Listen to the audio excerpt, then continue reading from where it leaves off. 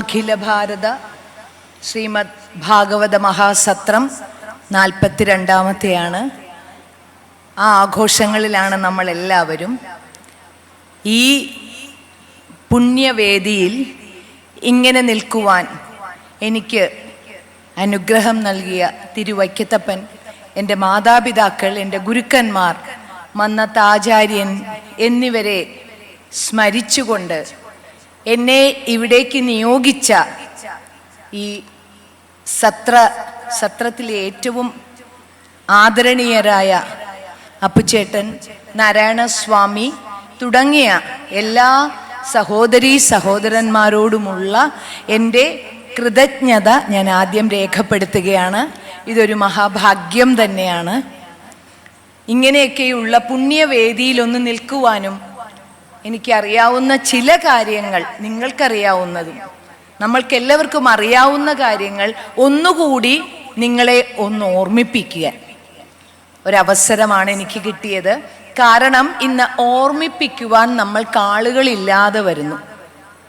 നീ അങ്ങനെ ചെയ്യ്, നീ ഇങ്ങനെ ചെയ്യ്, നീ ശ്രദ്ധിക്കണം, ഇങ്ങനെയൊക്കെ പറഞ്ഞ് നമ്മളെ ഒന്ന് ഓർമ്മിപ്പിക്കുവാൻ നമ്മുടെ ചുറ്റിനുമുള്ള സ്നേഹസ്വരൂപങ്ങൾ അപ്രത്യക്ഷമായിക്കൊണ്ടിരിക്കുന്ന സമയത്ത് ഇങ്ങനെയുള്ള സത്സംഗത്തിൽ കൂടി ഓർമ്മകൾ നമ്മളിലേക്ക് വന്നുകൊണ്ടിരിക്കണം. കാരണം ഏതാണ്ട് 10,000 വർഷങ്ങൾക്ക് മുൻപ്, 10,000 വർഷങ്ങൾക്ക് മുൻപുള്ള കാര്യങ്ങളാണ്. നമ്മുടെ ഋഷീശ്വരന്മാർ അവരുടെ കഠിനമായ തപസ്സിൽ നേടിയ വെളിപാടുകൾ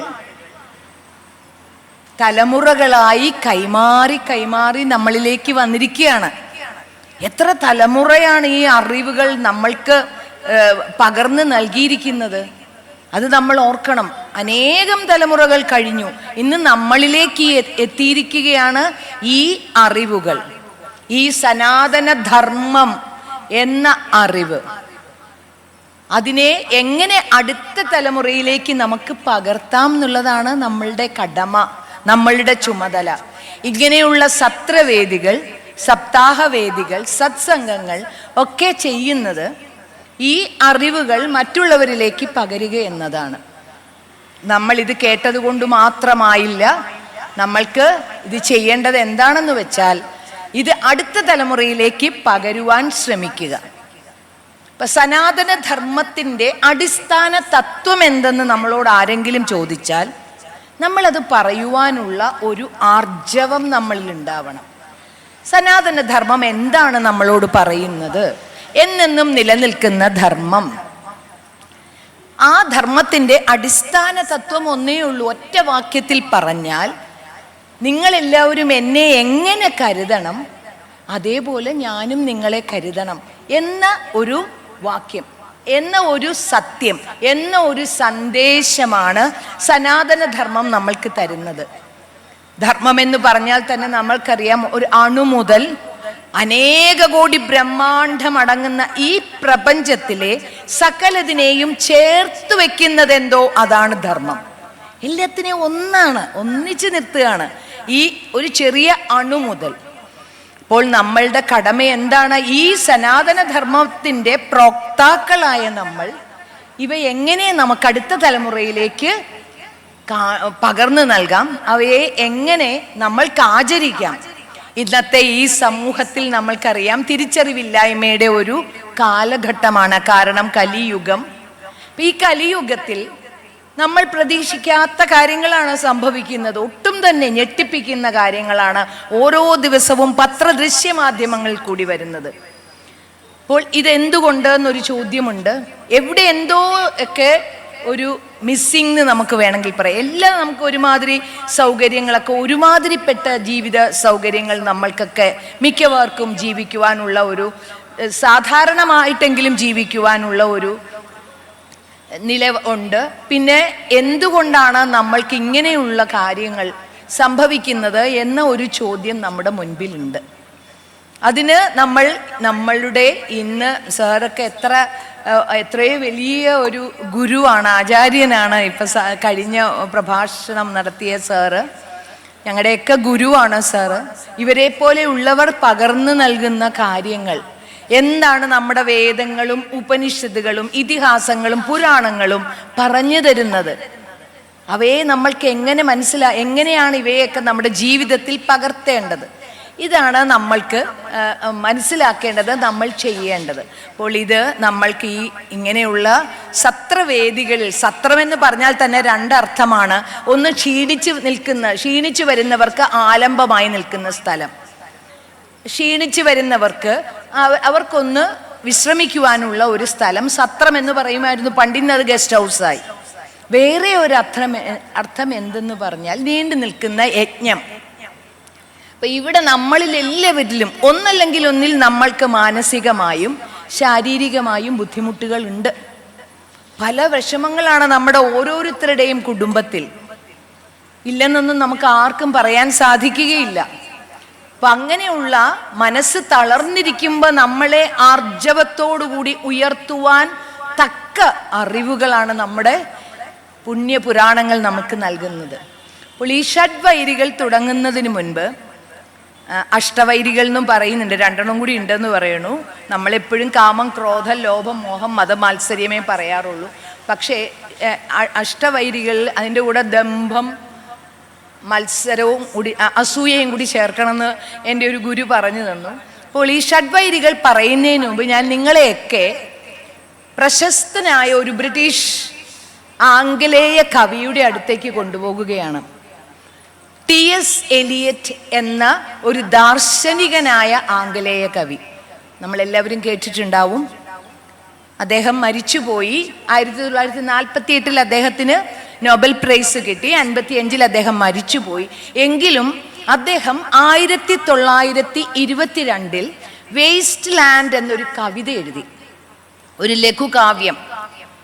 വേസ്റ്റ് ലാൻഡ്, തരിശുഭൂമി, അതിൻ്റെ മലയാളം തരിശുഭൂമി എന്ന ഒരു കവിത എഴുതി 1922. ആ വർഷം നിങ്ങളൊന്ന് ഓർക്കണം. ആ വർഷത്തിൻ്റെ പ്രാധാന്യം എന്തെന്ന് പറഞ്ഞാൽ ആ സമയത്ത് 1-ാം ലോക മഹായുദ്ധം കഴിഞ്ഞിട്ടുള്ള ഒരു കാലഘട്ടമാണ്. ഒരു യുദ്ധത്തിൻ്റെ കെടുതി എന്താണെന്ന് മനസ്സിലാക്കി മനസ്സ് നൊന്തെഴുതിയ കവിതയാണ് വേസ്റ്റ് ലാൻഡ്. യുദ്ധം എന്താണ്? എന്നും യുദ്ധം നമ്മൾക്ക് ദുഃഖമേ തന്നിട്ടുള്ളൂ. ഉദാഹരണത്തിന് മഹാഭാരത യുദ്ധം, വ്യാസഭഗവാൻ നമ്മളോട് പറഞ്ഞിരിക്കുന്നത്, യുദ്ധം കുരുക്ഷേത്ര ഭൂമിയിൽ അവസാനം ചെന്ന് നിൽക്കുന്ന എല്ലാവരോടും, കുന്തിയും യുധിഷ്ഠിരൻ എല്ലാവരും കൂടി കുരുക്ഷേത്ര ഭൂമിയിൽ ചെന്ന് നിൽക്കുമ്പോൾ ചോര ഒഴുകിപ്പോകുന്നു. ചോരപ്പുഴയാണ് അവിടെ. തലയില്ലാത്ത ശരീരങ്ങൾ, എത്രയെത്ര പേരാണ് മരിച്ചത് ആ യുദ്ധത്തിൽ. എന്നിട്ട് എന്ത് നേടി എന്നൊരു ചോദ്യം വരുന്നുണ്ട്. ഈ മഹാഭാരത യുദ്ധം നമ്മൾക്ക് തരുന്ന യുദ്ധം ദുഃഖമാണെന്നുള്ളതാണ്. പഴയതുപോലെ ഒന്നും നമ്മൾക്ക് തിരിച്ചു കിട്ടുകയില്ല ഒരു യുദ്ധം കഴിഞ്ഞാൽ. ഇന്നും യുദ്ധം നടക്കണു. നമ്മൾ എന്തറിയുന്നു? എപ്പോഴും യുദ്ധത്തിൽ കൂടി, യുദ്ധം ഏറ്റവും കൂടുതൽ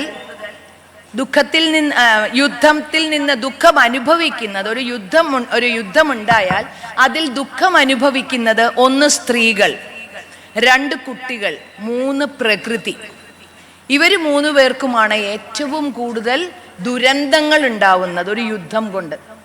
അത് സത്യമായ കാര്യമാണ്. ഇങ്ങനെയുള്ള കാര്യങ്ങളെല്ലാം മനസ്സിലാക്കി T.S. എലിയട്ട് നമ്മളോട് ചോദിക്കുകയാണ്, നിങ്ങൾ ഈ യുദ്ധത്തിൽ അനേകം പേർ മരിച്ചു, അവരെയൊക്കെ, അവരുടെ ശവശരീരമൊക്കെ ഇവിടെ കുഴിച്ചിട്ടിരിക്കുന്നു, അവയൊക്കെ കിളിർത്തുവോ, തളിർത്തുവോ, പൂവിട്ടുവോ എന്നൊരു ചോദ്യം ചോദിക്കുകയാണ്. ഈ ചോദ്യം മനസ്സാക്ഷിയെ ഞെട്ടിക്കുന്നതാണ്. ഇത് നമ്മളുടെ 1-ാം ലോക മഹായുദ്ധം കഴിഞ്ഞിട്ടുള്ള ഒരു ലോകത്തിലെ ആ സമൂഹത്തിന് വന്ന മാറ്റങ്ങളെ കുറിച്ച്. എല്ലാവരും സ്വാർത്ഥരായി മാറി, ആത്മീയത എന്നൊന്നില്ലാതെയായി, എല്ലാവരും താന്തോന്നികളായി എന്നാണ് അദ്ദേഹം പറഞ്ഞത്. തൻ്റെ ഇഷ്ടത്തിനനുസരിച്ച് ജീവിക്കുവാൻ തുടങ്ങി. എവിടെയാണ് സ്നേഹം? എവിടെയാണ് ദയ? എവിടെയാണ് ദാനം? ഇതൊന്നുമില്ലാതെ മനുഷ്യർ അന്നത്തെ ഒരു കാലഘട്ടത്തിനെ ഓർത്ത് വളരെ ദുഃഖിച്ച് എഴുതിയ ഒരു ലഘുകാവ്യത്തിൻ്റെ അവസാന ഭാഗമാണ് നമ്മൾക്ക് അഭിമാനം തരുന്നത്. എന്തുകൊണ്ടാണ് ഞാൻ ടി.എസ്. എലിയറ്റിനെ ഈ 42ാമത്തെ ഭാഗവത സത്രവേദിയിലേക്ക് കൊണ്ടുവന്നത് എന്ന് പറയുവാൻ ഉള്ള കാരണം, അദ്ദേഹത്തിൻ്റെ ഈ ലഘുകാവ്യം അവസാനിക്കുന്നത് എങ്ങനെയാണെന്നറിയുമോ? ഈ നമ്മുടെ ഉള്ളിലുള്ള മനുഷ്യത്വം തിരിച്ചു വരണം, നമ്മുടെ ഉള്ളിലുള്ള നന്മകൾ തിരിച്ചു വരണം, അതിന് നമ്മൾക്ക് ശാന്തി ഉണ്ടാവണം. പീസ് പീസ് പീസ് എന്ന് പറഞ്ഞാണ് അദ്ദേഹം നിർത്തുന്നത്. 3 പീസാണ് അദ്ദേഹം പറയുന്നത്. ഇപ്പൊ ഇത് നമ്മൾ ഓർക്കുക. ഒരു വെസ്റ്റേൺ കൾച്ചറിൽ ജീവിച്ച ഒരു കവി, ആംഗലേയ ഒരു കവി, നമ്മളുടെ ഭാരതീയ ദർശനത്തിലെ ബൃഹദാരണ്യക ഉപനിഷത്തിലെ 5ാം അധ്യായത്തിലെ 2ാം ബ്രാഹ്മണത്തിൽ പ്രജാപതി പറയുന്ന കാര്യങ്ങൾ കോട്ട് ചെയ്തുകൊണ്ടാണ് ഈ ശാന്തി ശാന്തി ശാന്തി എന്ന് പറയുന്നത്. ബൃഹദാരണ്യക ഉപനിഷത്തിലെ 5ാം അധ്യായത്തിലെ പ്രജാപതി ദേവന്മാരുടെയും അസുരന്മാരുടെയും മനുഷ്യരുടെയും പിതാവായിട്ടാണ് പ്രജാപതിയെ കരുതുന്നത്. അദ്ദേഹത്തിനോട് ഈ 3 പേരും കൂടി ചെന്ന് പറയുന്നുണ്ട് ആ ഭാഗത്ത്, ഞങ്ങളുടെ ബ്രഹ്മചര്യം കഴിഞ്ഞു, ഇനി ഞങ്ങൾ അടുത്ത സ്റ്റേജിലേക്ക് പോകുകയാണ്. അപ്പോൾ ഞങ്ങൾക്ക് പ്രമാണമായി ധാർമ്മിക ജീവിതം നയിക്കാനുള്ള പ്രമാണം എന്താണെന്ന് അങ്ങ് പറഞ്ഞു തരണം. മുൻപിലേക്കുള്ള ബ്രഹ്മചര്യം കഴിഞ്ഞുള്ള അടുത്ത സ്റ്റേജിലേക്ക് പോകുമ്പോൾ ഞങ്ങൾക്ക് ജീവിക്കണം. ആ ജീവിതത്തിൽ ഞങ്ങൾ പുലർത്തേണ്ട പ്രമാണം എന്താണ് എന്ന് അവർ ചോദിക്കുന്നു പ്രജാപതിയോട്. പ്രജാപതിയുടെ ഉത്തരം ഇടിവെട്ടുന്ന ശബ്ദത്തിലാണ്. 3 പ്രാവശ്യം ദാ ദാ ദാ എന്ന് പറയുന്നു. 3 പ്രാവശ്യം ഇടിമുഴക്കത്തോടു കൂടിയാണ് ദാ ദാ ദാ എന്നുള്ള ഒരു അനുശാസനം നൽകുന്നു ഇവർക്ക്. അതിൽ നിന്ന് ഇവർ മനസ്സിലാക്കുകയാണ്, ദൈവങ്ങൾക്ക് ദമം വേണം, മനുഷ്യർക്ക് ദാനം വേണം, അസുരന്മാർക്ക് ദയ വേണം. ഈ 3 കാര്യങ്ങളാണ് പ്രജാപതി ഉദ്ദേശിച്ചത്. നിങ്ങൾക്ക് നിങ്ങളുടെ ജീവിതം തുടർന്നു കൊണ്ടുപോകണമെങ്കിൽ ദേവന്മാർ പ്രമാണമായി അംഗീകരിക്കേണ്ടത് ദമത്തിനെയാണ്. ദമം എന്ന് പറഞ്ഞാൽ നമ്മുടെ ഇന്ദ്രിയങ്ങളെ നിയന്ത്രിച്ചു കൊണ്ടുപോവുക. ഇന്ദ്രിയങ്ങൾ എന്ന് പറഞ്ഞാൽ അത് കടിഞ്ഞാണില്ലാത്ത കുതിര പോലെയാണ്. അങ്ങോട്ട് നോക്കരുതെന്ന് പറഞ്ഞാൽ നമ്മളെല്ലാവരും നോക്കിയിരിക്കും. നമ്മുടെ ഇന്ദ്രിയങ്ങൾക്ക് അങ്ങനെ ഒരു ശക്തിയുണ്ട്. അവയെ പിടിച്ചാൽ കിട്ടാൻ ബുദ്ധിമുട്ടാണ്. അങ്ങനെയുള്ള സുഖലോലുപതയിൽ ജീവിക്കുന്ന ദേവന്മാർക്ക് വേണ്ടത് ഇന്ദ്രിയ നിഗ്രഹമാണ്. സ്വർഗതുല്യമായ ജീവിതമാണ് ദേവന്മാർ. അവരുടെ എല്ലാ ഇഷ്ടങ്ങളും സാധിച്ച് ആഡംബരത്തിൽ ജീവിക്കുമ്പോൾ അവർ തങ്ങളുടെ ജീവിതത്തിൽ പുലർത്തേണ്ട ഏറ്റവും പ്രാധാന്യമുള്ള ഒരു പ്രമാണമാണ് ദമം. ഇത് വളരെ, നമ്മളൊക്കെ ഓർക്കും ഇതെല്ലാം നിസ്സാരമാണ്. ടി.എസ്. എലിയട്ട് ഈ ബൃഹദാരണ്യക ഉപനിഷത്തിനെ കോട്ട് ചെയ്യുക എന്ന് പറഞ്ഞാൽ ഒന്ന് ഓർത്തു നോക്കൂ. നമ്മൾ ഇപ്പൊ ഇന്നത്തെ ഒരു തലമുറയെങ്കിലും ഇവയെ എല്ലാം പുച്ഛിച്ച് തള്ളുന്ന ഒരു തലമുറ ഉണ്ടെന്നുള്ളത് സത്യമാണ്. അതുകൊണ്ടാണല്ലോ നമ്മൾക്ക് വീണ്ടും വീണ്ടും ഇങ്ങനെയുള്ള സത്രവേദികളിൽ വന്നിരുന്ന് സത്രവേദികൾ നടത്തേണ്ടി വരുന്നത്. ഒന്നും വേണ്ട, നമ്മളുടെ വീടുകളിലുള്ള ഈശ്വര നാമജപം നമ്മൾ അപ്രത്യക്ഷമായിക്കൊണ്ടിരിക്കുകയല്ലേ. വംശനാശം വന്നുകൊണ്ടിരിക്കുകയാണ് നമ്മുടെ വീടുകളിലുള്ള നാമജപം. പണ്ട് നമ്മുടെയൊക്കെ ഭവനങ്ങളുടെ മുൻപിൽ കൂടി പോകുമ്പോൾ ത്രിസന്ധ്യ സമയത്ത് നമ്മൾ എന്താ ചൊല്ലിക്കൊണ്ടിരുന്നത്? എത്ര വീടുകളിലുണ്ട് ഹരേ രാമ ഹരേ രാമ രാമ രാമ ഹരേ ഹരേ ഹരേ കൃഷ്ണ കൃഷ്ണ കൃഷ്ണ ഹരേ ഹരേ. രാമനിൽ തുടങ്ങണം നാമജപം എന്ന് നമ്മുടെ ഭാഷാപിതാവായ എഴുത്തച്ഛൻ നിർദ്ദേശിച്ചിരിക്കുന്നു. നമ്മുടെ നാമജപ സ്വരൂപം വ്യവസ്ഥ ചെയ്തത് അദ്ദേഹമാണ്. ശ്രീരാമ രാമ രാമ ശ്രീരാമചന്ദ്ര ജയ ശ്രീരാമ രാമ രാമ. ഇദ്ദേഹം ശ്രീരാമനിൽ തുടങ്ങിയിരിക്കുകയാണ്. അപ്പൊ അദ്ദേഹം രാമനിൽ തുടങ്ങണം നിങ്ങളുടെ ത്രിസന്ധ്യ നാമജപം. ഞാൻ വൈക്കം സ്വദേശിനിയാണ്, വൈക്കത്തപ്പൻ്റെ അടിമകളാണ്. എങ്കിൽ പോലും ഞങ്ങളുടെ വീട്ടിൽ നാമജപം തുടങ്ങുന്നത് രാമരാമയിലായിരുന്നു, ത്രിസന്ധ്യ സമയത്ത്. ഇന്ന് നമ്മുടെയൊക്കെ ഗൃഹങ്ങളിൽ പോലും നാമജപം അപ്രത്യക്ഷമായിക്കൊണ്ടിരിക്കുകയാണ്. നമ്മൾ ആദ്യം പറഞ്ഞില്ലേ, എന്തോ എവിടെയോ മിസ്സിങ്. ഇത് തന്നെയാണ്. ഈശ്വര വിചാരം അപ്രത്യക്ഷമാകുന്നു, ഈശ്വര ചിന്ത, ഈശ്വര സ്മരണ നമ്മുടെ ഒരു തലമുറയ്ക്ക് കുറഞ്ഞുകൊണ്ടിരിക്കുന്നു എന്നുള്ളതിൻ്റെ തെളിവാണ് ഇന്ന് നമ്മൾ ഈ കാണുന്നത്. അപ്പോൾ ഭഗവാൻ പ്രജാപതി ദേവന്മാരോട് പറയണു, നിങ്ങളുടെ ഇന്ദ്രിയങ്ങളെ നിയന്ത്രിക്കൂ. അടുത്തത് മനുഷ്യരാണ്. മനുഷ്യരോട് പറയുന്നു, അടുത്തതാ നിങ്ങൾ ദാനം ചെയ്യൂ. നമ്മൾക്ക് പറഞ്ഞിരിക്കുന്നത് ദാനമാണ്. നമ്മളിൽ എത്ര പേരുണ്ട് നമ്മൾക്ക് കിട്ടുന്ന ഒരു പൈസയിൽ നിന്ന് ഒരു 10 രൂപയെങ്കിലും, ഒരു 3 4 എന്തെങ്കിലും ഒരു ദാനം നമ്മൾ ചെയ്യുന്നവരിൽ എത്ര പേരുണ്ട്? നമ്മൾക്ക് മനുഷ്യരുടെ കാരണം എന്തുകൊണ്ടാണോ നമ്മളോട് ദാനം പറയാൻ? നമ്മൾക്കുള്ളത് എല്ലാം പിടിച്ചടക്കാനുള്ള വ്യഗ്രതയാണ്. മനുഷ്യന്റെ സ്വഭാവം അടിസ്ഥാനപരമായി എന്തും നേടുവാനുള്ള ഒരു വ്യഗ്രത. അങ്ങനെയുള്ള നമ്മളോട് പറയുകയാണ്, നീ ദാനം ചെയ്യൂ. നിന്റെ വയറ്റിന് നിനക്ക് വിശപ്പടക്കുവാനുള്ള ആഹാരം കഴിക്കൂ. ബാക്കി പിന്നെയും നീ ശേഖരിച്ചു വെക്കുമ്പോൾ നീ ഒരു കള്ളനായി മാറുക എന്നാണ് വിദുരർ പറഞ്ഞിരിക്കുന്നത്. നീ കള്ളനായി പോയി മാറി. നിനക്ക് ആവശ്യത്തിനുള്ളത് മാത്രം നീ കഴിക്കൂ, ആവശ്യത്തിനുള്ളത് മാത്രം എടുക്കൂ, എന്നിട്ട് ബാക്കി നീ ദാനം ചെയ്യൂ.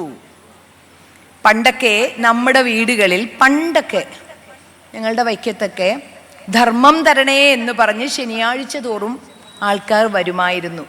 ഇപ്പോൾ അങ്ങനെയുള്ളവരെ കാണുന്നില്ല, വരുന്നില്ലേ? പണ്ടൊക്കെ ഉണ്ടായിരുന്നില്ലേ?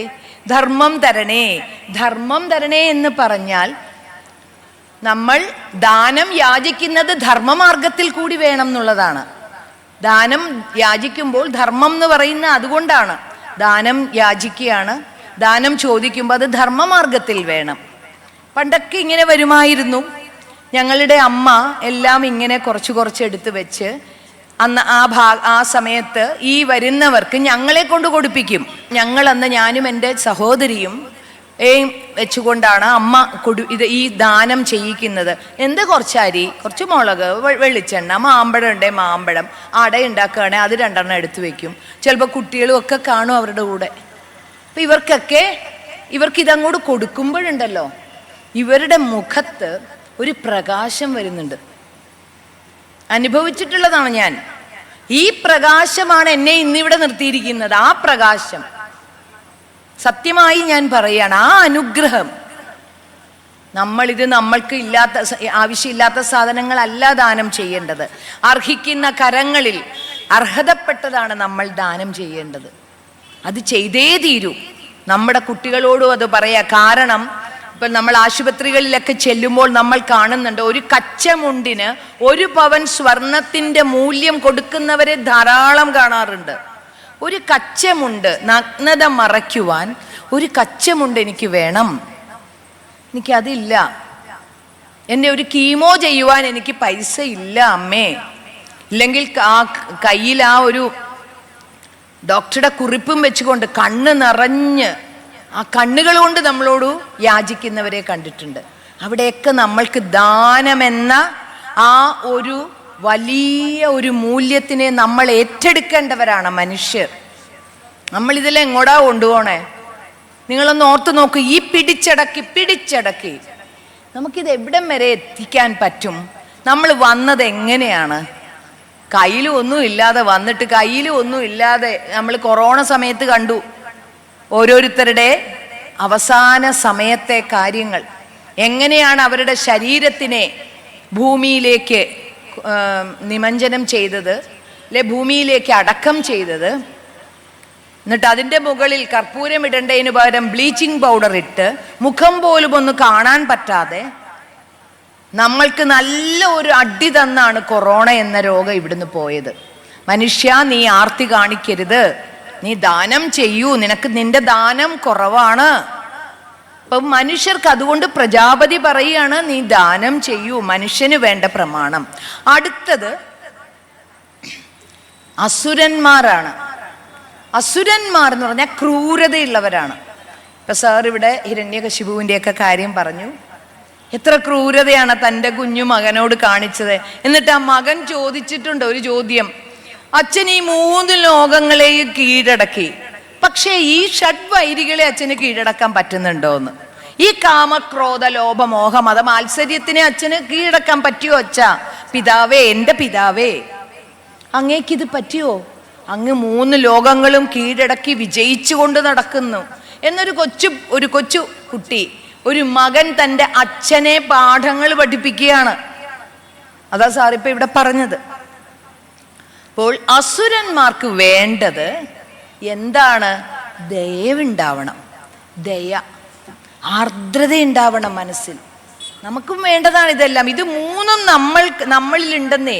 നമ്മളിലൊരു ദേവത്വമുണ്ട്, നമ്മളിലൊരു മനുഷ്യത്വമുണ്ട്, നമ്മളിലൊരു അസുരത്വവുമുണ്ട്. അതിൻ്റെ അർത്ഥം മനുഷ്യൻ ഈ 3 പ്രമാണങ്ങളെയും തങ്ങളുടെ ജീവിതത്തിനോട് ചേർക്കണം. അത് ചേർത്തെങ്കിൽ മാത്രമേ നമുക്ക് ഈശ്വരനിലേക്കുള്ള ആ പാത സുഗമമാകുകയുള്ളൂ. ഇപ്പൊ ദയ കാണിക്കാൻ നമ്മളും പഠിക്കണം. അസുരന്മാരോടാണ് പറഞ്ഞതെങ്കിലും നമ്മളിലും അസുരത്വമൊക്കെ ഉണ്ടെന്ന് നമ്മൾ സാധാരണ അസുരന്മാരാണോ ഇന്ന് ഈ സമൂഹത്തിൽ വിളയാടുന്നത്? ഓർത്തു നോക്കൂ, ഓരോരുത്തരും ചെയ്യുന്ന ക്രൂരമായ കൃത്യങ്ങൾ. അമ്മയാരെന്നോ മകളാരെന്നോ, ഇന്നലെ ഇവിടെ ബഷീർ സാർ അതൊക്കെ ഇവിടെ പറഞ്ഞു, തുറന്നു സാറ് പറഞ്ഞു. അമ്മയും മകനും തമ്മിലുള്ള ബന്ധം എത്ര പുണ്യമായ ബന്ധത്തിനെ പോലും വേറെ തരത്തിൽ കാണുന്നു. ഈ മദ്യത്തിനും മയക്കുമരുന്നിനും അടിമയായിട്ട് മക്കൾ കൊല്ലാൻ മടിക്കുന്നു. ചിക്കനും ഇറച്ചിയും മീനും ഒന്നും ഇല്ലെങ്കിൽ അമ്മയെ കറിക്കത്തി കൊണ്ട് കൊല്ലുവാൻ മടിക്കാത്ത ഒരു സമൂഹം, ഒരു മകൻ ഉണ്ടായിരിക്കുന്നു നമ്മുടെ ഈ രാജ്യത്ത്. ഒന്ന് ഓർത്തു നോക്കൂ, ഇന്നത്തെ 20-25 വയസ്സിൽ താഴെയുള്ള കുട്ടികൾ ചെയ്യുന്ന ക്രൂരതകൾ. അപ്പൊ ഇവർക്കൊക്കെ ദയുണ്ടാവണം. എന്തുകൊണ്ടാണ് ഇവരിലൊന്നും ഈ ദയയില്ലാത്തത്? എന്തുകൊണ്ടാണ് ഇവർക്ക് ദാനം ഇല്ലാത്തത്? എന്തുകൊണ്ടാണ് ഇവർക്ക് ദമമില്ലാത്തത്? അതാണ് നമ്മുടെ മുൻപിലുള്ള ഏറ്റവും വലിയ ചോദ്യം. പ്രജാപതി പറഞ്ഞ്, നിങ്ങൾ ഈ 3 പ്രമാണങ്ങളെയും കുറിച്ച് പറഞ്ഞ് ആണ് ആ 2ാം ബ്രാഹ്മണം നിർത്തുന്നത്. അതാണ് T.S. എലിയറ്റ് എന്ന ആംഗലേയ കവി തൻ്റെ വേസ്റ്റ് ലാൻഡിൻ്റെ 5ാം ഭാഗത്തിൽ അവസാന ഭാഗത്തിൽ പറയുന്നത്. മനുഷ്യർക്ക് നന്മ തിരിച്ചു വേണമെങ്കിൽ, മനുഷ്യത്വം തിരിച്ചു വേണമെങ്കിൽ പ്രജാപതി പറഞ്ഞ ഈ 3 ദമം, ദാനം, ദയ, ഇവ 3ഉം നിങ്ങളുടെ ജീവിതത്തിനോട് ചേർക്കുക. ഓം ശാന്തി ശാന്തി ശാന്തി. നിങ്ങൾ ഇന്നൊന്ന് ചെന്നിട്ടൊന്ന് വേസ്റ്റ് ലാൻഡ് ഒന്ന് ഗൂഗിളിൽ ഒന്ന് സെർച്ച് ചെയ്തിട്ട് നോക്കൂ. സത്യം പറഞ്ഞാൽ നമ്മൾ ഇതൊക്കെ അഭിമാനത്തോടു കൂടിയാണ് ഞാനത് വായിച്ചത്. ഏതോ ഒരു ആർട്ടിക്കിളിൽ ഇത് കണ്ടപ്പോൾ എൻ്റെ മനസ്സിലേക്ക് ഇത് ഒരു കൊളുത്തി. ഒരു ആംഗലേയ കവി നമ്മുടെ ബൃഹദാരണ്യക ഉപനിഷത്തിനെ ഇത്രയ്ക്കുയർത്തിക്കാട്ടി ആ കവിത ഉണ്ടാക്കിയ ഒരു ചലനം ഉണ്ടല്ലോ ആ സമൂഹത്തിൽ. ഒത്തിരി മനുഷ്യരുടെ കണ്ണ് തുറപ്പിച്ച കവിതയാണ് തരിശുഭൂമി അഥവാ വേസ്റ്റ് ലാൻഡ്. അപ്പൊ ആ കവിത രചിച്ച T.S. എലിയറ്റ് എന്ന മഹാനായ ദാർശനികനെ, അദ്ദേഹത്തിന് സംസ്കൃതം അറിയാമായിരുന്നു, ഇറ്റാലിയൻ ഭാഷ അറിയാമായിരുന്നു, ഫ്രഞ്ച് ബഹുഭാഷാ പണ്ഡിതൻ, ഒരു നല്ല ക്രിട്ടിക്ക്, നിരൂപകൻ, നല്ല സാഹിത്യകാരൻ. അതിൻ്റെ കൂടെ അദ്ദേഹം സംസ്കൃതവും കൂടി പഠിച്ചിരിക്കുന്നു. എന്നിട്ട് നമ്മളുടെ ഭാരത പൈതൃകത്തിനെ എടുത്ത് അദ്ദേഹത്തിൻ്റെ കവിതയിൽ റെഫർ ചെയ്ത് അദ്ദേഹം അതിനെ ഉയർത്തുകയായിരുന്നു. നമ്മളിവിടെ പലരും, നമ്മളല്ലെങ്കിൽ ഒരു വിഭാഗം, എന്ത് ഉപനിഷത്ത്, എന്ത് വേദം, എന്താണ് അടിസ്ഥാന ഗ്രന്ഥം നമ്മുടെ എന്ന് ചോദിച്ചാൽ ഒരു 25 ഉത്തരങ്ങൾ വരും. ഭഗവത്ഗീത പറയും, വേദങ്ങളൊന്നും ആരും പറയാറില്ല, രാമായണം പറയും, മഹാഭാരതം പറയും, പലരും പല ഉത്തരങ്ങളാണ് തരുന്നത്. വേദമാണ് നമ്മുടെ അടിസ്ഥാന ഗ്രന്ഥം. ആ വേദത്തിൽ നിന്നാണ് എല്ലാം വന്നിരിക്കുന്നത്. അപ്പൊ ഈ ഉപനിഷത്തില് അങ്ങനെയുള്ള ഒരു മഹാനായ ആംഗലേയ കവിയെ ഞാൻ ഇന്നിവിടെ ഈ സത്രവേദിയിൽ കൊണ്ടുവന്ന് നിങ്ങളെ ഒന്ന് ഓർമ്മിപ്പിച്ചത്. അത് വേണം, അദ്ദേഹത്തിന് ഈ അംഗീകാരം വേണം. അദ്ദേഹത്തിൻ്റെ പാദങ്ങളിൽ ഞാൻ പ്രണമിക്കുകയാണ്. നമ്മളുടെ ഈ ഒരു സംസ്കാരത്തിനെ ഇത്രമാത്രം ഉയർത്തിയതിന്. ഇനി അടുത്ത ചോദ്യം, എൻ്റെ പ്രഭാഷണ വിഷയം ഷഡ്വൈരികളാണ്. ഷഡ്വൈരികൾ എന്ന് പറയുമ്പോൾ എന്തുകൊണ്ടാണ് ഇനിയും ദയ, നമ്മളിപ്പോൾ ആദ്യം പറഞ്ഞു 3 ദായെക്കുറിച്ച് പ്രജാപതി പറഞ്ഞ ദമം, ദാനം, ദയ. ഇവ 3ഉം എന്തുകൊണ്ട് നമ്മൾക്ക് ശീലിക്കാൻ സാധിക്കുന്നില്ല എന്നൊരു ചോദ്യമില്ല. എന്തിനും ചോദ്യം ചോദിക്കുന്ന ഒരു രീതിയാണ് ഭാരതീയ പൈതൃകം. എല്ലാം ഡയലോഗ്സ്. പ്ലേറ്റോ ഒക്കെ അത് കണ്ടിട്ടാണ്. എല്ലാം ഡയലോഗ്സ് ബിറ്റ്വീൻ ഗുരു ആൻഡ് ശിഷ്യ. എല്ലാം തമ്മിൽ തമ്മിൽ ചോദ്യവും ഉത്തരവുമാണ്. എന്തുകൊണ്ട് ഇങ്ങനെ സംഭവിക്കുന്നു, എന്തുകൊണ്ട് അങ്ങനെ സംഭവിക്കുന്നു? ഗുരു പറഞ്ഞു കൊടുക്കുന്നതിനെ ചിന്തിക്കുകയാണ് ശിഷ്യൻ. അപ്പോൾ ഇവിടുത്തെ ഒരു ചോദ്യം, നമ്മളുടെയൊക്കെ ഉള്ളിൽ, ഇവിടെ ഇരിക്കുന്നവരുടെ ഉള്ളിൽ വരേണ്ട ഒരു ചോദ്യമാണ്, എന്തുകൊണ്ടാണ് നമുക്ക് ദമം വരാത്തത്, ദമം നമ്മുടെ ശീലിക്കാത്തത്? എന്തുകൊണ്ട് നമുക്ക് ദയ അധികമില്ലാത്തത്? എന്തുകൊണ്ട് നമുക്ക് ദാനം ചെയ്യാൻ പറ്റാത്തത്? അതിൻ്റെ കാരണമാണ് ഈ ഷഡ്വൈരികൾ. ഈ ഷഡ്വൈരികൾ ഉണ്ടല്ലോ, ശത്രുക്കളാണ്, ദുർഗുണങ്ങളാണ്. ഇവ നമ്മളെ ഇങ്ങനെ ഇന്ദ്രജാലം കാട്ടി, മാന്ത്രിക ചെപ്പൊക്കെ തുറന്ന് നമ്മളെ കാട്ടി നല്ല തിളങ്ങണ ശോഭയോടുകൂടി നമ്മളെ ഇങ്ങനെ ആകർഷിച്ച് വേറൊന്നിലേക്ക് നമ്മുടെ ശ്രദ്ധ പോകാതെ നമ്മുടെ ഉള്ളില്, നമ്മുടെ ചുറ്റിനും ചുറ്റിപ്പറ്റി നിൽക്കുന്നവരാണ് ഈ 6 വൈരികൾ, ശത്രുക്കൾ. കാമം, ക്രോധം, ലോഭം, മോഹം, മദം, മാത്സര്യം. അതിൻ്റെ കൂടെ 2ഉം കൂടി ചേർക്കണം എന്ന് എൻ്റെ ഗുരു കരിപ്പൂർ സാറ് പറഞ്ഞു, ദംഭം, അസൂയ. അത് അവസാനം നമ്മൾ സാധാരണ ഷഡ്വൈരികളാണ് പറയുന്നത്. അപ്പോൾ അതിൽ ഈ ഷഡ്വൈരികളാണ് ഇവയെ സ്വീകരിക്കാൻ നമ്മൾക്ക് തടസ്സമായി നിൽക്കുന്നത്. അപ്പോൾ എന്തു വേണം? നമ്മൾക്ക് ഈ ഷഡ്വൈരികൾ എന്തെന്നറിഞ്ഞ് അവയെ ദൂരേക്ക് മാറ്റി നിർത്തുവാനുള്ള ആർജവം ശീലിക്കണം. എങ്ങനെ നമ്മൾക്ക് ഇവയെ നമ്മുടെ ജീവിതത്തിലേക്ക് വരാതെ ഇരിക്കാൻ ശ്രമിക്കണം? കാമം, ഒന്നാമത്തെ വൈരിയിൽ കാമമാണ് വരുന്നത്. നമ്മൾ വേറെ ഒരു കാമം പറഞ്ഞിട്ടുണ്ട്, ധർമാർത്ഥ കാമ മോക്ഷങ്ങൾ. നമ്മുടെ പുരുഷാർത്ഥങ്ങളിൽ 2ാമത്തേത് കാമമാണ്. ആ കാമം ധാർമ്മികപരമായിട്ടുള്ള ഒരു മൂല്യമായിട്ടാണ് അവിടെ പറയുന്നത്. പല കാര്യങ്ങൾക്കും ധർമ്മത്തിനോട് ചേർത്ത് കാമം. ഉദാഹരണത്തിന് നമ്മുടെ കുടുംബം, ഒരു പുരുഷനും ഒരു സ്ത്രീയും ഒരു കുടുംബമായി മാറുമ്പോൾ ആ കുടുംബത്തിൻ്റെ വംശവർദ്ധനവിന് കാമം ആവശ്യമാണ്. അത് ധാർമ്മികമായ കാമമാണ്. ആ കാമമല്ല ഈ ഷഡ്വൈരികളിലെ കാമം. ഷഡ്വൈരികളിലെ കാമം എന്ന് പറഞ്ഞാൽ എന്തെന്നോ, എനിക്കപ്രാപ്യമായ ഒരു വസ്തുവിനെ പ്രാപ്യമാക്കാനും അതെൻ്റെ സുഖഹേതുവാക്കി മാറ്റുവാനുമുള്ള ഒരു ത്വരയാണ് കാമം. ഇവിടുത്തെ കാമം എനിക്ക് അപ്രാപ്യമാണ്. എൻ്റെ ഇന്ദ്രിയങ്ങൾ വഴി ഞാനൊരു കാര്യം കണ്ടു, ഇഷ്ടപ്പെട്ടു, അതിൻ്റെ ഗുണങ്ങളെയൊക്കെ ഞാൻ മനസ്സിലാക്കി. ഉദാഹരണം, ഒരു നല്ല പേന എൻ്റെ കൂടെയുള്ള ഒരു ടീച്ചറിൽ കണ്ടു. അപ്പോഴത്തേക്ക് എനിക്ക് വളരെ ഇഷ്ടപ്പെട്ടു ആ പേന. എടുത്തു ഞാൻ എഴുതിയൊക്കെ നോക്കി, എന്തു സുന്ദരമാണ്, നല്ല ഭംഗിയുണ്ട്, ഉടനെ എനിക്കത് വേണം. അത് കാമമാണ്. എനിക്ക് പ്രാപ്യമല്ലാത്ത കാര്യത്തിനെ എൻ്റെ സുഖഹേതുവാക്കി മാറ്റുവാൻ ഞാൻ ശ്രമിക്കുമ്പോഴാണ് അത് കാമമായി മാറുന്നത്.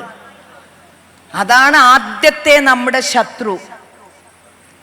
ഉദാഹരണത്തിന്, കാമത്തിന് ഏറ്റവും നല്ല ഉദാഹരണം ഒരെണ്ണമുള്ളത് നമ്മുടെ രാമായണത്തിലെ ആരണ്യകാണ്ഡത്തിൽ സംഭവിക്കുന്ന കാര്യങ്ങൾ. ശൂർപ്പണഖ എന്ന കാമരൂപിണിയുടെ കഥ.